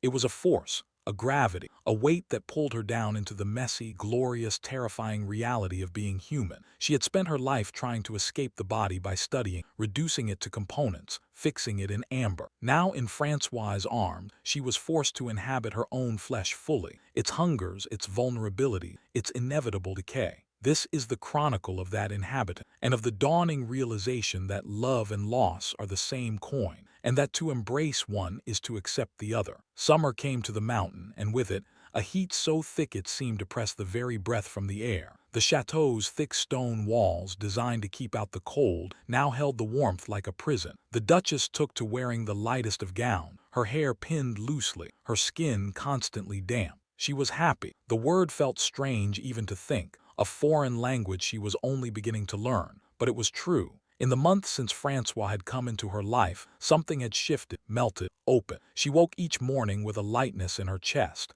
an anticipation that had nothing to do with the day's tasks and everything to do with the possibility of seeing him, touching him, simply being near him. He came to the chateau as often as his duties allowed, and when he could not come, she went to him. The villagers had grown accustomed to seeing the Duchess in their midst, walking the dusty lane to the small stone church, sitting in the back during Mass, her eyes not on the altar but on the man who stood before it. They did not speak of the future. They did not speak of the impossibility of their situation, a priest and a duchess, bound by vows that could not be broken, living in a world that would condemn them both if their secret were known. They lived in the present, in the moments stolen between duties and obligation, and they did not ask for more. But the present, the Duchess was learning, was a fragile thing. It did not hold still. It did not allow itself to be preserved. It was Lisette who first noticed the change, not in the Duchess's heart, that was hidden, secret, known only to the two who shared it, but in her body. "Your Grace," she said one morning, helping the Duchess dress, "you have not touched your breakfast for 3 days, and you tire so easily. Are you unwell?" The Duchess waved away the concern. "It is the heat. It oppresses me. I will be fine when the weather breaks." But the weather did not break, and she did not improve. The fatigue deepened. Nausea came in waves, unpredictable and overwhelming. She found herself weeping at small things, a bird singing outside her window, a passage in a book, the memory of Francois's hands on her skin. She was 43 years old. She had never borne a child. She had assumed long ago that she was barren, that the duck's cold seed had simply found no purchase in her soil. But now, as she sat alone in her chambers, her hand pressed to her abdomen, she began to wonder, could it be possible, after all these years, after all this time? She sent for Marguerite. The old midwife came reluctantly, her face a mask of suspicion. She had not forgotten the Duchess's requests years ago for the bodies of the dead, for the secrets of the womb, for the fragments of women who had died in childbirth. But she came because the Duchess's gold still spent, and because something in the summons had sounded different, not a command but a plea. They sat together in the Duchess's private chambers, the windows thrown open to catch whatever breeze might come. Marguerite's hand, wrinkled and wise, rested on the Duchess's belly, pressing gently, feeling for what only she could feel. "A long time," she murmured. "A very long time, but I have seen it before. Women who thought they were barren, who had given up hope, and then—" She pressed deeper, her eyes half closed, her lips moving in a silent calculation. "Yes, I feel it. Small yet, but there, a life, a new life." The Duchess stared at her, unable to speak, unable to breathe. A life, inside her, growing. "You are with child, Your Grace," Marguerite said, opening her eyes. 3 months, perhaps 4. The summer heat has made you ill, but that will pass. What will not pass is the child. It will grow. It will demand to be born. And you—" she paused, her old eyes sharp. "You will have to decide what to do." When Marguerite had gone, the Duchess sat alone in the gathering dusk, her hand pressed to her belly, feeling for what she could not yet feel, the flutter of life, the proof of love made flesh. She thought of Francois, of his hands on her skin, his voice in her ear, his heart beating against hers in the darkness. They had been so careful, so present, so lost in each other that they had forgotten the one thing the body never forgets: its own purpose, its own drive, its own relentless creative power. She was carrying his child, a priest's child, an impossibility, a scandal that would destroy them both. And yet, as she sat there in the darkness, her hand on her belly, she felt something she had not expected. Not fear, not despair, not regret. Something else. Something that felt impossibly like joy. She told him a week later in the shade of their oak. The words came out clumsily, awkwardly. She who had dissected 100 bodies, who could name every bone and muscle and organ, could not find the language for this simple truth. "I am with child," she said. "Your child." He was silent for a long moment, his face unreadable. Then he did something she had not expected. He laughed, a great booming laugh that echoed through the forest, startling birds from the branches. "A child," he said when he could speak. "A child. After all these years of burying the dead, of holding the hands of the dying, of watching families grow and scatter and mourn, a child, my child." He took her face in his hands and kissed her, a kiss that tasted of tears. His tears, she realized, running down his cheeks and onto her lips. "I did not think," he whispered against her mouth, "I did not think God would give me anything so precious. I did not think I deserved it." "Deserve has nothing to do with it," the Duchess said, and for the first time she believed it. "It is simply life. Life finding a way despite everything, despite us." They sat together beneath the oak, watching the sun set over the valley, and for a little while they did not think about the future. They did not think about the impossibility of their situation, the scandal that would follow, the choices that would have to be made. They simply sat and held each other, and marveled at the mystery growing in her womb. But the future would not be denied. It came, as it always does, in the form of question. What would they do? How could a priest acknowledge a child? How could a duchess raise a bastard? Where could they go? How could they live? The questions circled like wolves, always there, always hungry, waiting for the moment when their prey would weaken. Francois spoke of leaving the priesthood. The words came hard, dragged from some deep place of pain. He had given his life to God, had believed in his vocation with a fervor that had sustained him through years of loneliness and doubt. But this child, this woman, this love, was also a calling, a different kind of vocation, a claim on his heart that he could not deny. "I would do it," he said, his voice rough. "For you, for the child, I would leave everything." The Duchess shook her head. "You would lose your soul." "No," he took her hand. "I would find it. For the first time I would find it." But she could not let him. She, who had taken so much from the dead, could not take this from the living. His faith was not a garment to be removed. It was woven into the very fabric of his being. To strip it away would be to destroy him, and she would not be the architect of that destruction. "There must be another way," she said. "There must be." They searched for it desperately through the long summer days and the sleepless nights. They considered flight, to Italy, to England, to the New World, where no one knew them and they could start again. They considered concealment, hiding the pregnancy, passing the child off as a foundling, raising it in secret. They considered confession, throwing themselves on the mercy of the church,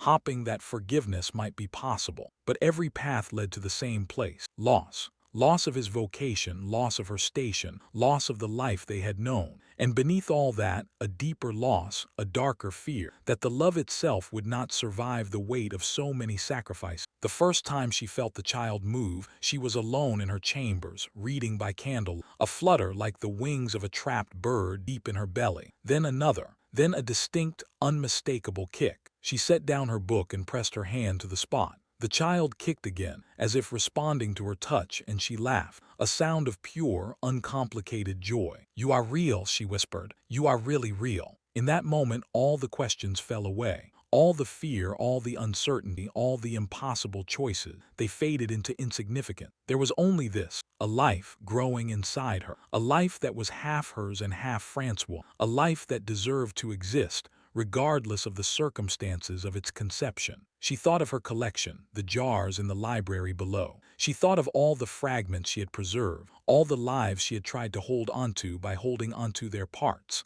And she understood, finally, that she had been preserving the wrong thing. The body was not the treasure. The life was. The brief, flickering, impossible miracle of consciousness in a physical form. She would not preserve this child in a jar. She would not study it, dissect it, reduce it to components. She would love it. She would hold it. She would let it grow and change and eventually, inevitably, leave her. And in that letting go, she would finally understand what she had been seeking all along. She wrote to Francois that night, a letter she would not send. In it she told him everything, her fear, her joy, her certainty that they would find a way. She told him about the kick, about the laughter, about the moment of clarity beneath her hand. She told him that she loved him, not despite the impossibility of their situation, but because of it, because their love had created something new, something that had never existed before, something that would not be denied. She sealed the letter and hid it in a drawer. She would give it to him when next they met, or she would burn it unread. She did not know which,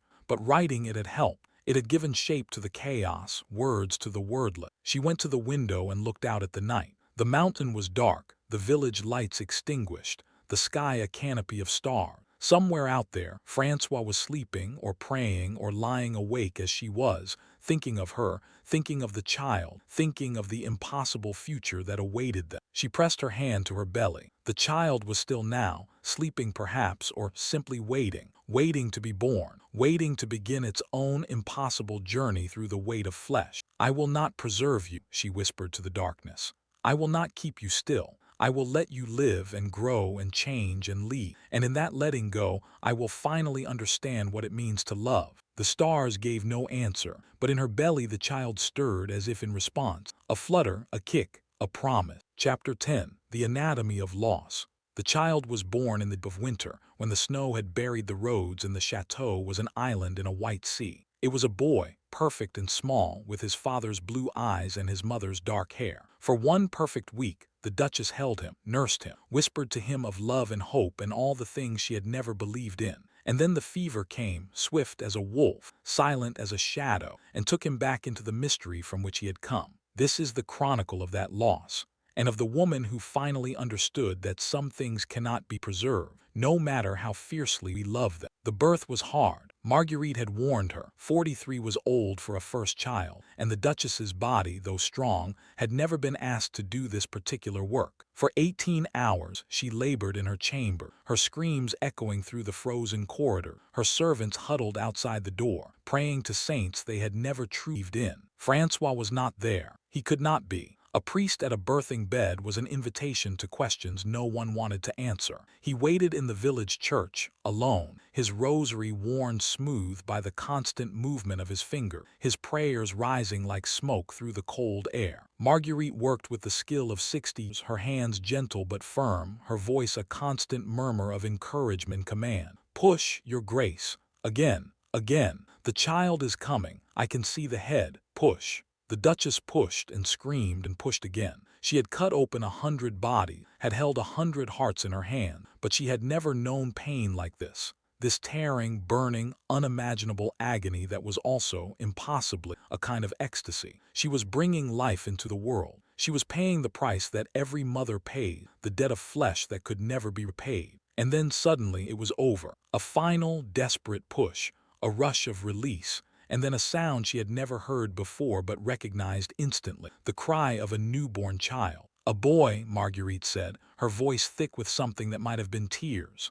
"A beautiful, perfect boy." They placed him on her chest, still slick with blood and birth, still connected by the pulsing cord. He was small, so small, his face wrinkled and red, his eyes squeezed shut against the unaccustomed light. But as she watched, he opened them, and she saw what she had prayed to see. Francois's eyes, that impossible blue, looking up at her with an awareness that seemed older than the world. "Hello," she whispered. "Hello, my love. Hello, my life. Hello." She named him Sebastian, after no one, after every. It meant revered, and she revered him with every fiber of her being. In the days that followed, she scarcely let him out of her sight. She nursed him when he cried, held him when he slept, studied him with an attention she had once reserved for her jar. But this was different. This was not dissection but devotion, not preservation but present. Francois came when he could, stealing moments in the darkness, holding his son with trembling hands and weeping tears of joy. They did not speak of the future. They did not speak of what would happen when the snow melted, when the roads opened, when the world returned to claim them. They lived in the present, in the miracle of Sebastian, in the brief, perfect eternity of his first week of life. The fever came on the 7th night.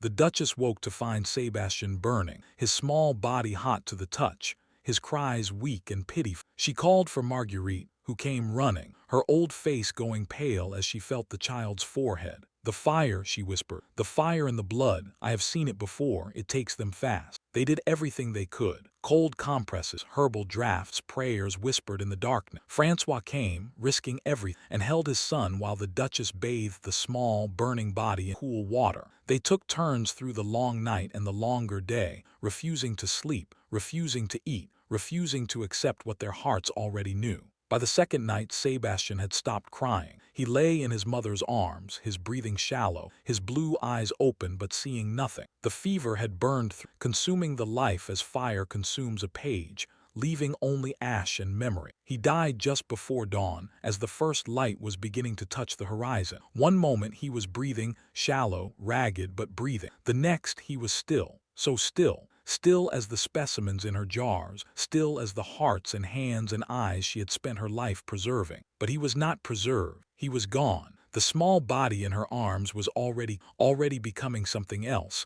something empty, something that was no longer her son. The Duchess did not scream, she did not weep. She simply held him, rocking gently as the light grew and the world woke to a day that should not have existed, a day without Sebastian. Francois knelt beside her, his hand on her shoulder, his face a mask of grief so profound it seemed to have aged him 20 years in a single night. He did not speak. There were no words. There was only the silence and the cold and the small, still body that held everything they had ever loved. They buried him in the cemetery of Saint Leger, in a small grave beside Marie Blanchard. The ground was frozen, and the gravediggers had to break it with picks, the sound of iron on ice ringing through the cold air like a bell. The Duchess stood at the graveside in black, her face hidden behind a veil, her body so still she might have been one of her own specimen. Francois conducted the service, his voice steady despite the tears that streamed down his face. He spoke of resurrection, of reunion, of the hope that transcends death. The Duchess heard the words but could not feel them. She felt nothing except the cold and the emptiness, and the weight of the small coffin being lowered into the frozen earth. When it was over, when the last mourner had gone and the gravediggers had finished their work, she stood alone at the grave. She had brought something with her, hidden in the pocket of her cloak, a small jar, empty and clean. She knelt in the snow and placed the jar on the fresh earth. "I thought I would preserve something," she whispered, "a lock of hair, a tooth like Francois kept, something to hold on to, but I cannot. I cannot put you in a jar, my love. I cannot reduce you to a specimen. You were life, pure, brief, beautiful life, and life cannot be preserved. It can only be lived and lost and remembered." She rose and walked away, leaving the empty jar on the grave. It would be found by the gravedigger the next day, and he would keep it, not knowing what it meant, not knowing the story it held. It would sit on his mantle for years, a mystery, a question without an answer. But the Duchess knew, and in her knowing something had changed. She did not return to her library. The iron door remained closed, the key hidden in a place no one would find. She could not bear to look at the jar, at the preserved fragments of lives that had been loved and lost by others. They seemed now not like a library but like a cemetery where the dead were not buried but displayed, not returned to the earth but held in suspension, forever separated from the cycle of life and death. She thought often of Sebastian, of his blue eyes, his small hands, the weight of him in her arm. The grief was a physical thing, a weight on her chest that made it hard to breathe, a hollow in her belly that food could not fill. But beneath the grief there was something else, something that surprised her. Gratitude. She had held him. She had loved him. She had been his mother, if only for a week. And that week had taught her more about life than all her years of studying death. It had taught her that love was not a thing to be preserved, but a thing to be experienced, in all its terror and brief, burning glory. She wrote to Francois, and he wrote back. Their letters were careful, circumspect. They could not risk discovery. But between the lines they said everything. They spoke of their grief, their love, their determination to go on. They spoke of Sebastian, keeping his memory alive not in a jar but in their hearts, where he could live and grow and change as all memories do. And slowly, impossibly, they began to heal, not to forget, never to forget, but to incorporate the loss into themselves, to let it become part of who they were. The Duchess had spent her life trying to preserve the dead outside herself. Now she was learning to carry them within. Spring came again, and with it a visitor. The Duchess was in the garden, watching the first green shoots push through the thawing earth, when Lisette came to tell her that a priest had arrived. Her heart leaped, Francois, but Lisette's face told her otherwise. This was someone else. He stood in the great hall, a young man in a simple cassock, his face unfamiliar. He introduced himself as Pierre Mitchell, a curate from Clermont-Ferrand, sent by the bishop with a message. The message was brief and devastating. Francois was dead. A fever, the same fever that had taken Sebastian, had swept through his parish in a matter of days. He had ministered to the dying until he could minister no longer, and then he had died himself, in the arms of a farmer whose wife he had just buried. He had left something for her, a small package sealed with wax, addressed in his familiar hand. The Duchess took it with hands that did not tremble. She waited until the priest had gone, until she was alone in her chambers, before opening. Inside, wrapped in linen, was the jar containing Claire's tooth, the tooth of his first love, the one he had kept for 20 years. And beneath it, a letter. "My love," it began. "If you are reading this, I am with Sebastian. We are waiting for you, though there is no time where we are, so waiting is not the right word. We are simply present, as you taught me to be present in the brief time we had together. I leave you Claire's tooth, not as a specimen, not as a thing to preserve, but as a reminder that love does not end. It changes, it transforms, it becomes part of everything we are and everything we do. I have carried her with me for 20 years, and now I ask you to carry her for me. Carry us all, Claire, Sebastian, not in jars, but in your heart. Let us become part of you. Let us live in your memory, in your choices, in the way you the world. I loved you, I love you, I will always love you. Do not preserve that love. Live it. Live it every day, in every choice, in every moment. That is the only preservation that matters. Yours in this world and the next, Francois." The Duchess read the letter 3 times. Then she held the tiny jar to the light, watching the tooth float in its amber prison. She thought of Claire, dead at 20, loved for 20 years beyond her death. She thought of Francois, gone now too, joining his first love and their son in whatever mystery lay beyond. She thought of herself, alone in the chateau, surrounded by the frozen fragments of 100 lives, and she knew what she had to do. Chapter 11. The library returns to the earth. There is a moment in every collector's life when they must face the question, what is this for? The Duchess had spent decades accumulating, preserving, studying. She had built a library of flesh that had no equal in the world. But now, with her son and her lover in the grave, with the weight of all those preserved lives pressing down upon her, she understood that a library is not complete until it is read. And her volumes, beautiful as they were, had never been read by anyone but her. This is the chronicle of the final chapter, the return of the collection to the world that had created it, and the woman who finally learned to let go. The decision came not as a thunderclap, but as a gradual dawn, a light seeping slowly in the darkness of her grief. She had spent her life preserving the dead. Now she would give them back. It took months to plan. She could not simply destroy the collection. That would be a desecration, a second death for the lives she had held in trust. But she could not keep it either, could not continue to be its sole guardian, its only reader. It needed to go somewhere, to serve some purpose, to justify the years of accumulation and study. She thought of the physicians in Paris,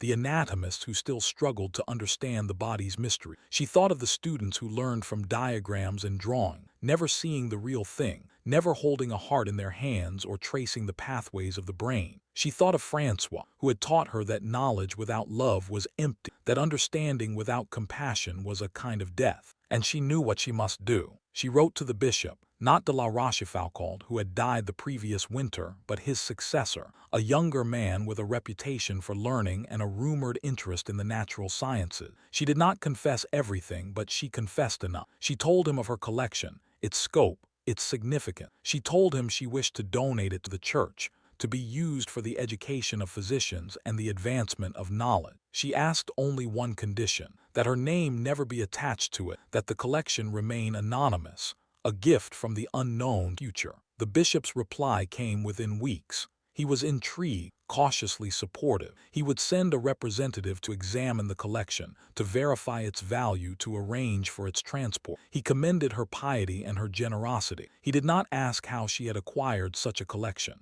Perhaps he did not want to know. The representative arrived in the autumn, when the leaves were turning, and the mountain was ablaze with color. He was a young physician named Dr. Moreau, with bright eyes and eager hands, and a mind that grasped immediately the significance of what he was seeing. He spent 3 days in the library, moving from jar to jar, his face a study in wonder. He asked questions, endless questions, about preservation techniques, about provenance, about the stories behind the specimen. The Duchess answered as best she could, though she left out the darker detail, the graves robbed and the bodies bought, the transactions with death that had built her collection. "Madame," he said on the final day, his voice hushed with awe, "this is extraordinary. There is nothing like it in France, perhaps in all of Europe. The hearts, the brains, the lung. The whale's lungs alone would make the reputation of any anatom. And the hand. I have never seen such preservation of the fine structure. This collection must be shared. It must be studied. It will change everything." The Duchess smiled, a thin, sad smile. "Then take it all. Give it to those who can learn from it. That is all I ask." Dr. Morrow hesitated. "And you, madame, what will you do?" She looked around the library at the shelves that had held her life's work, at the jars that had been her companions through long, lonely years. She felt no regret, no longing, no desire to hold on. She felt only a quiet peace, a sense of completion, a readiness for whatever came next. "I will stay here," she said. "I will tend the mountain. I will remember." The removal took weeks. Crates were built, packed with straw, loaded onto wagon. Dr. Morrow supervised everything, his enthusiasm undimmed, his respect for the collection and its creator growing with each passing day. The servants helped, though they did not understand why their mistress was giving away the things she had guarded so jealously for so long. Lisette understood. She said nothing, but her eyes held a knowledge, a sympathy, a quiet acknowledgement of all that had been lost and all that was being let go. On the last day, when the final crate had been loaded and the last wagon had creaked away down the mountain road, the Duchess stood alone in the empty library. The shelves were bare. The jars were gone. The only thing remaining was the iron door, standing open, waiting to be closed for the last time. She walked slowly through the space, her footsteps echoing on the stone. She remembered the first time she had entered, the torchlight dancing over the curves of glass, the scent of preservative rising like incense. She remembered the years of study, the hours of dissection, the joy of discovery and the frustration of questions unanswered. She remembered the hands she had held, the hearts she had weighed, the eyes that had followed her from their liquid prison. And she remembered Sebastian and Francois and the lesson they had taught her, the only lesson that mattered, that life is not a thing to be preserved but a thing to be lived and lost and loved into meaning. She walked to the center of the room, where the table had stood, where she had conducted so many examinations. She reached into her pocket and withdrew 2 small objects. The first was the jar containing Claire's tooth, the relic of Francois's first love, entrusted to her in his final letter. She held it to the light one last time, watching the tiny white fragment float in its amber world. Then she unscrewed the lid and tipped the tooth into her palm. It was light, almost weightless, a chip of calcium that had once been part of a living, breathing, loving woman. She closed her fingers around it, feeling its small pressure against her skin. Then she opened her hand and let it fall to the stone floor. It bounced once, twice, then lay still, a tiny speck against the gray. The second object was a lock of hair, soft and dark, cut from Sebastian's head in the hour after his death. She had kept it pressed in a book, unable to look at it, unable to let it go. Now she held it to her lips, kissing it as she had kissed his forehead 1,000 times in that single, perfect week. "I love you," she whispered. "I will always love you, but I cannot keep you. You were never mine to keep." She let the hair fall. It drifted down, settling on the stone beside the tooth, a whisper of darkness against the gray. She stood for a long moment, looking at the 2 small relics, the last remains of all she had loved. Then she turned and walked out of the library. She pulled the iron door closed behind her and turned the lock. The key was heavy in her hand. She walked to the edge of the plateau, where the mountain dropped away into the valley far below. She stood there for a moment, feeling the wind on her face, smelling the autumn earth, hearing the distant sounds of the village waking to another day. Then she threw the key. It arced through the air, catching the light for an instant, then fell, down and down and down into the forest far below, where it would never be found. It would rust there slowly over the years, becoming part of the earth, returning to the elements from which it had been made. The library was sealed, the collection was gone, the key was lost, and the Duchess was free. Epilogue: what remains? She lived another 20 years in the chateau on the mountain. She became known to the villagers not as a strange, distant figure, but as a presence, A woman who walked the paths, who knew the names of their children, who sat with the dying and held their hands and spoke to them of love and loss and the mystery that awaited. She never returned to her collection. She never asked where it had gone, what became of it, who studied it, and what they learned. She knew, in a general way, that it had found a home in Paris, in a new institution dedicated to the advancement of medical knowledge. She knew that Dr. Morrow had written about it, published papers, become famous for his work with the specimen. She knew that the whale's lungs had become a sensation, that students came from all over Europe to see, but she did not follow these developments. Her life was elsewhere now, in the village, in the mountain, in the small church where Francois had once prayed, in the grave where Sebastian lay beside Marie Blanchard, and, later, beside the small jar containing Claire's tooth and a lock of dark hair, buried there by a woman who had finally learned that some things are not meant to be preserved. She died in the winter of 1805, peacefully in her sleep. Lisette found her in the morning, her face calm, her hands folded on her chest, a small smile on her lips. Beside her bed, on the table where she kept her few remaining treasures, lay a single object, a small, empty jar, the last relic of the library that had once filled the chateau's deepest chamber. No one knew what it meant. No one asked. They buried her beside Sebastian in the cemetery of Saint Leger, under a simple stone that bore only her name and the dates of her birth and death. No mention of her collection, no mention of her love, no mention of anything except the simple fact that she had lived and loved and died like everyone else. The collection, anonymous and vast, remained in Paris for many years. It was studied by generations of physicians who learned from it, wrote about it, argued over it. It survived the revolution somehow, perhaps because no one knew whose it was, perhaps because its scientific value outweighed its questionable origin. It was moved, catalogued, expanded, eventually absorbed into the great collections of the state. But some of it inevitably was lost. The whale's lung, famous for a century, eventually deteriorated beyond preservation. The hearts and brains and hands, once so carefully fixed, succumbed to time and neglect. The jars broke, the fluids evaporated, the specimens crumbled to dust. By the end of the 19th century, nothing remained. The library of the Duchess had returned to the earth, as all things must. The fragments of 100 lives had become part of the soil, the air, the great cycle of becoming and unbecoming that governs all living things. But in the village of Saint Leger, they still tell story of a woman who lived on the mountain, who knew the secrets of the body, who loved a priest and bore his child and lost them both, of a library hidden in the chateau's depths, filled with jars and wonders and the preserved remains of the unknown dead, of a key thrown into the forest, waiting to be found, waiting to open a door that leads to a place where time stands still and the dead do not decay. The children dare each other to look for. On autumn afternoons when the light is golden and the mountain seems to hold its breath, they never find it, but they keep looking, because the story says that whoever finds the key will find the library, and whoever finds the library will learn the secret that the Duchess spent her life seeking, that the body is a book, and the soul is the story, and the only way to preserve either is to live them fully and completely before they are returned to the earth that gave them. Coda, the mountain, remembers. The young woman stood at the edge of the plateau, her breath misting in the cold autumn air. Below her, the village of Saint Leger huddled in the valley, its roofs gray against the gold of turning leaves.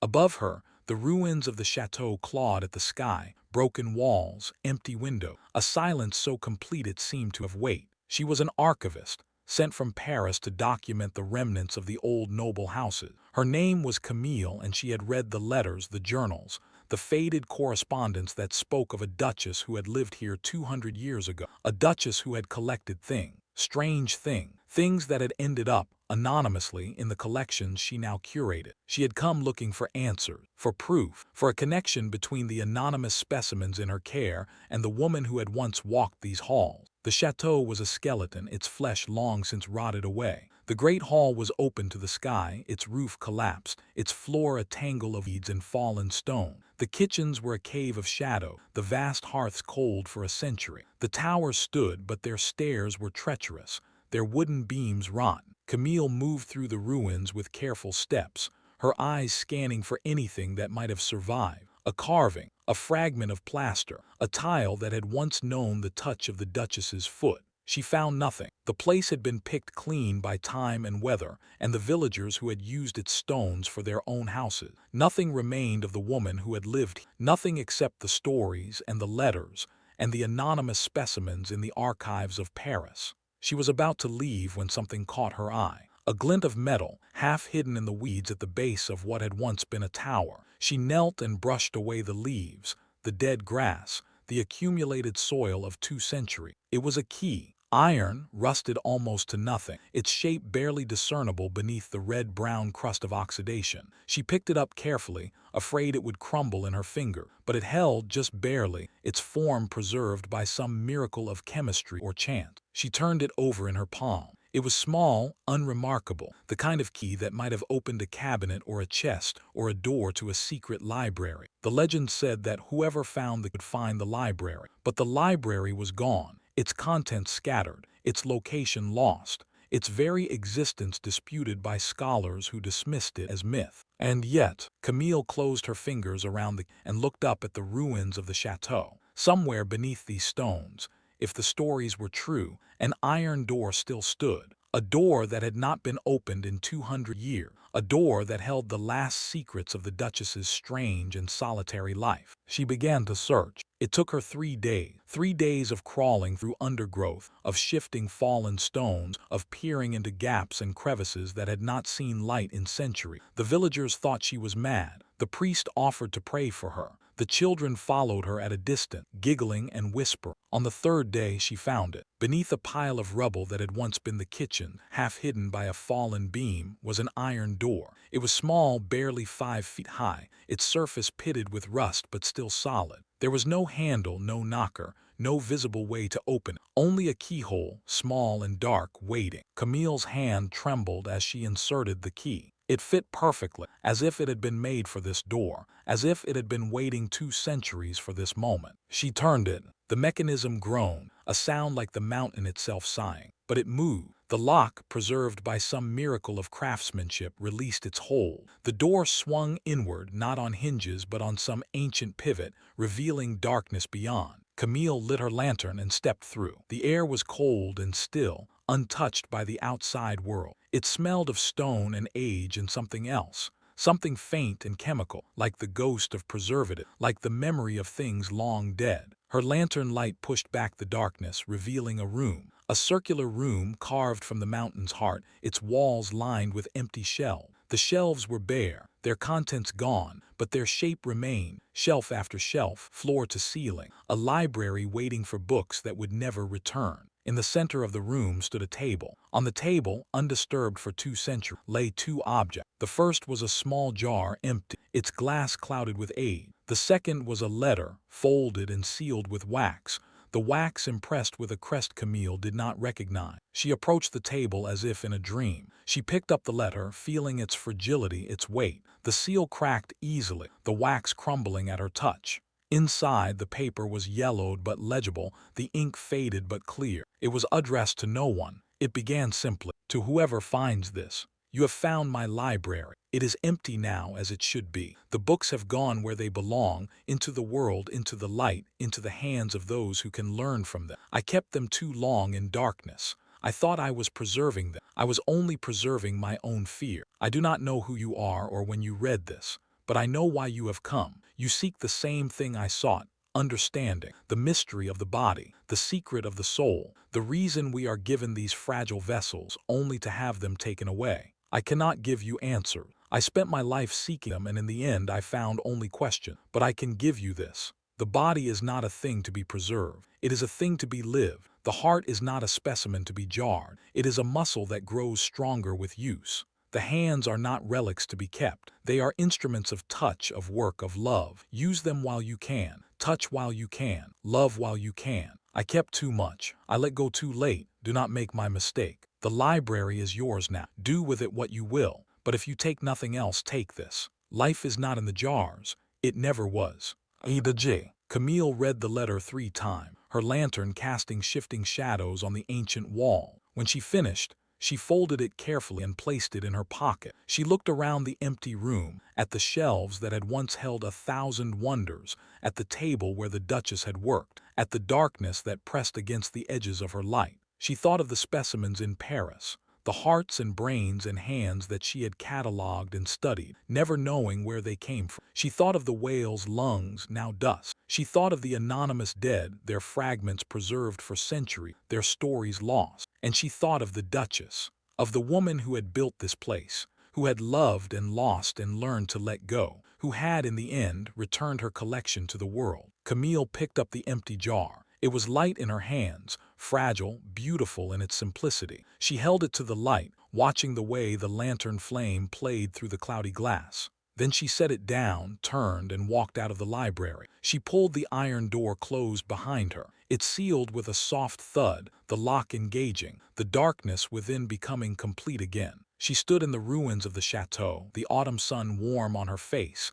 the key still in her hand. Below her, the village waited. Beyond it, the mountains sloped away into the valley, into the world, into the future. She looked at the key one last time. Then she threw it as hard as she could into the forest below. It arced through the air, catching the light for an instant, then vanished into the sea of gold and red and green. Somewhere in the soil of the Auvergne it would rust. It would become part of the earth. It would wait, patient as the mountain, for another seeker, another question, another hand to close around its fatting form. Camille turned and began the long walk down the mountain. Behind her, the ruins stood silent, holding their secrets in the darkness. Above her, the sky stretched endless, blue and vast and full of light. And somewhere in the space between, the Duchess walked, her hands empty, her heart full. Her library returned at last to the earth that made it. The story does not end, it only waits.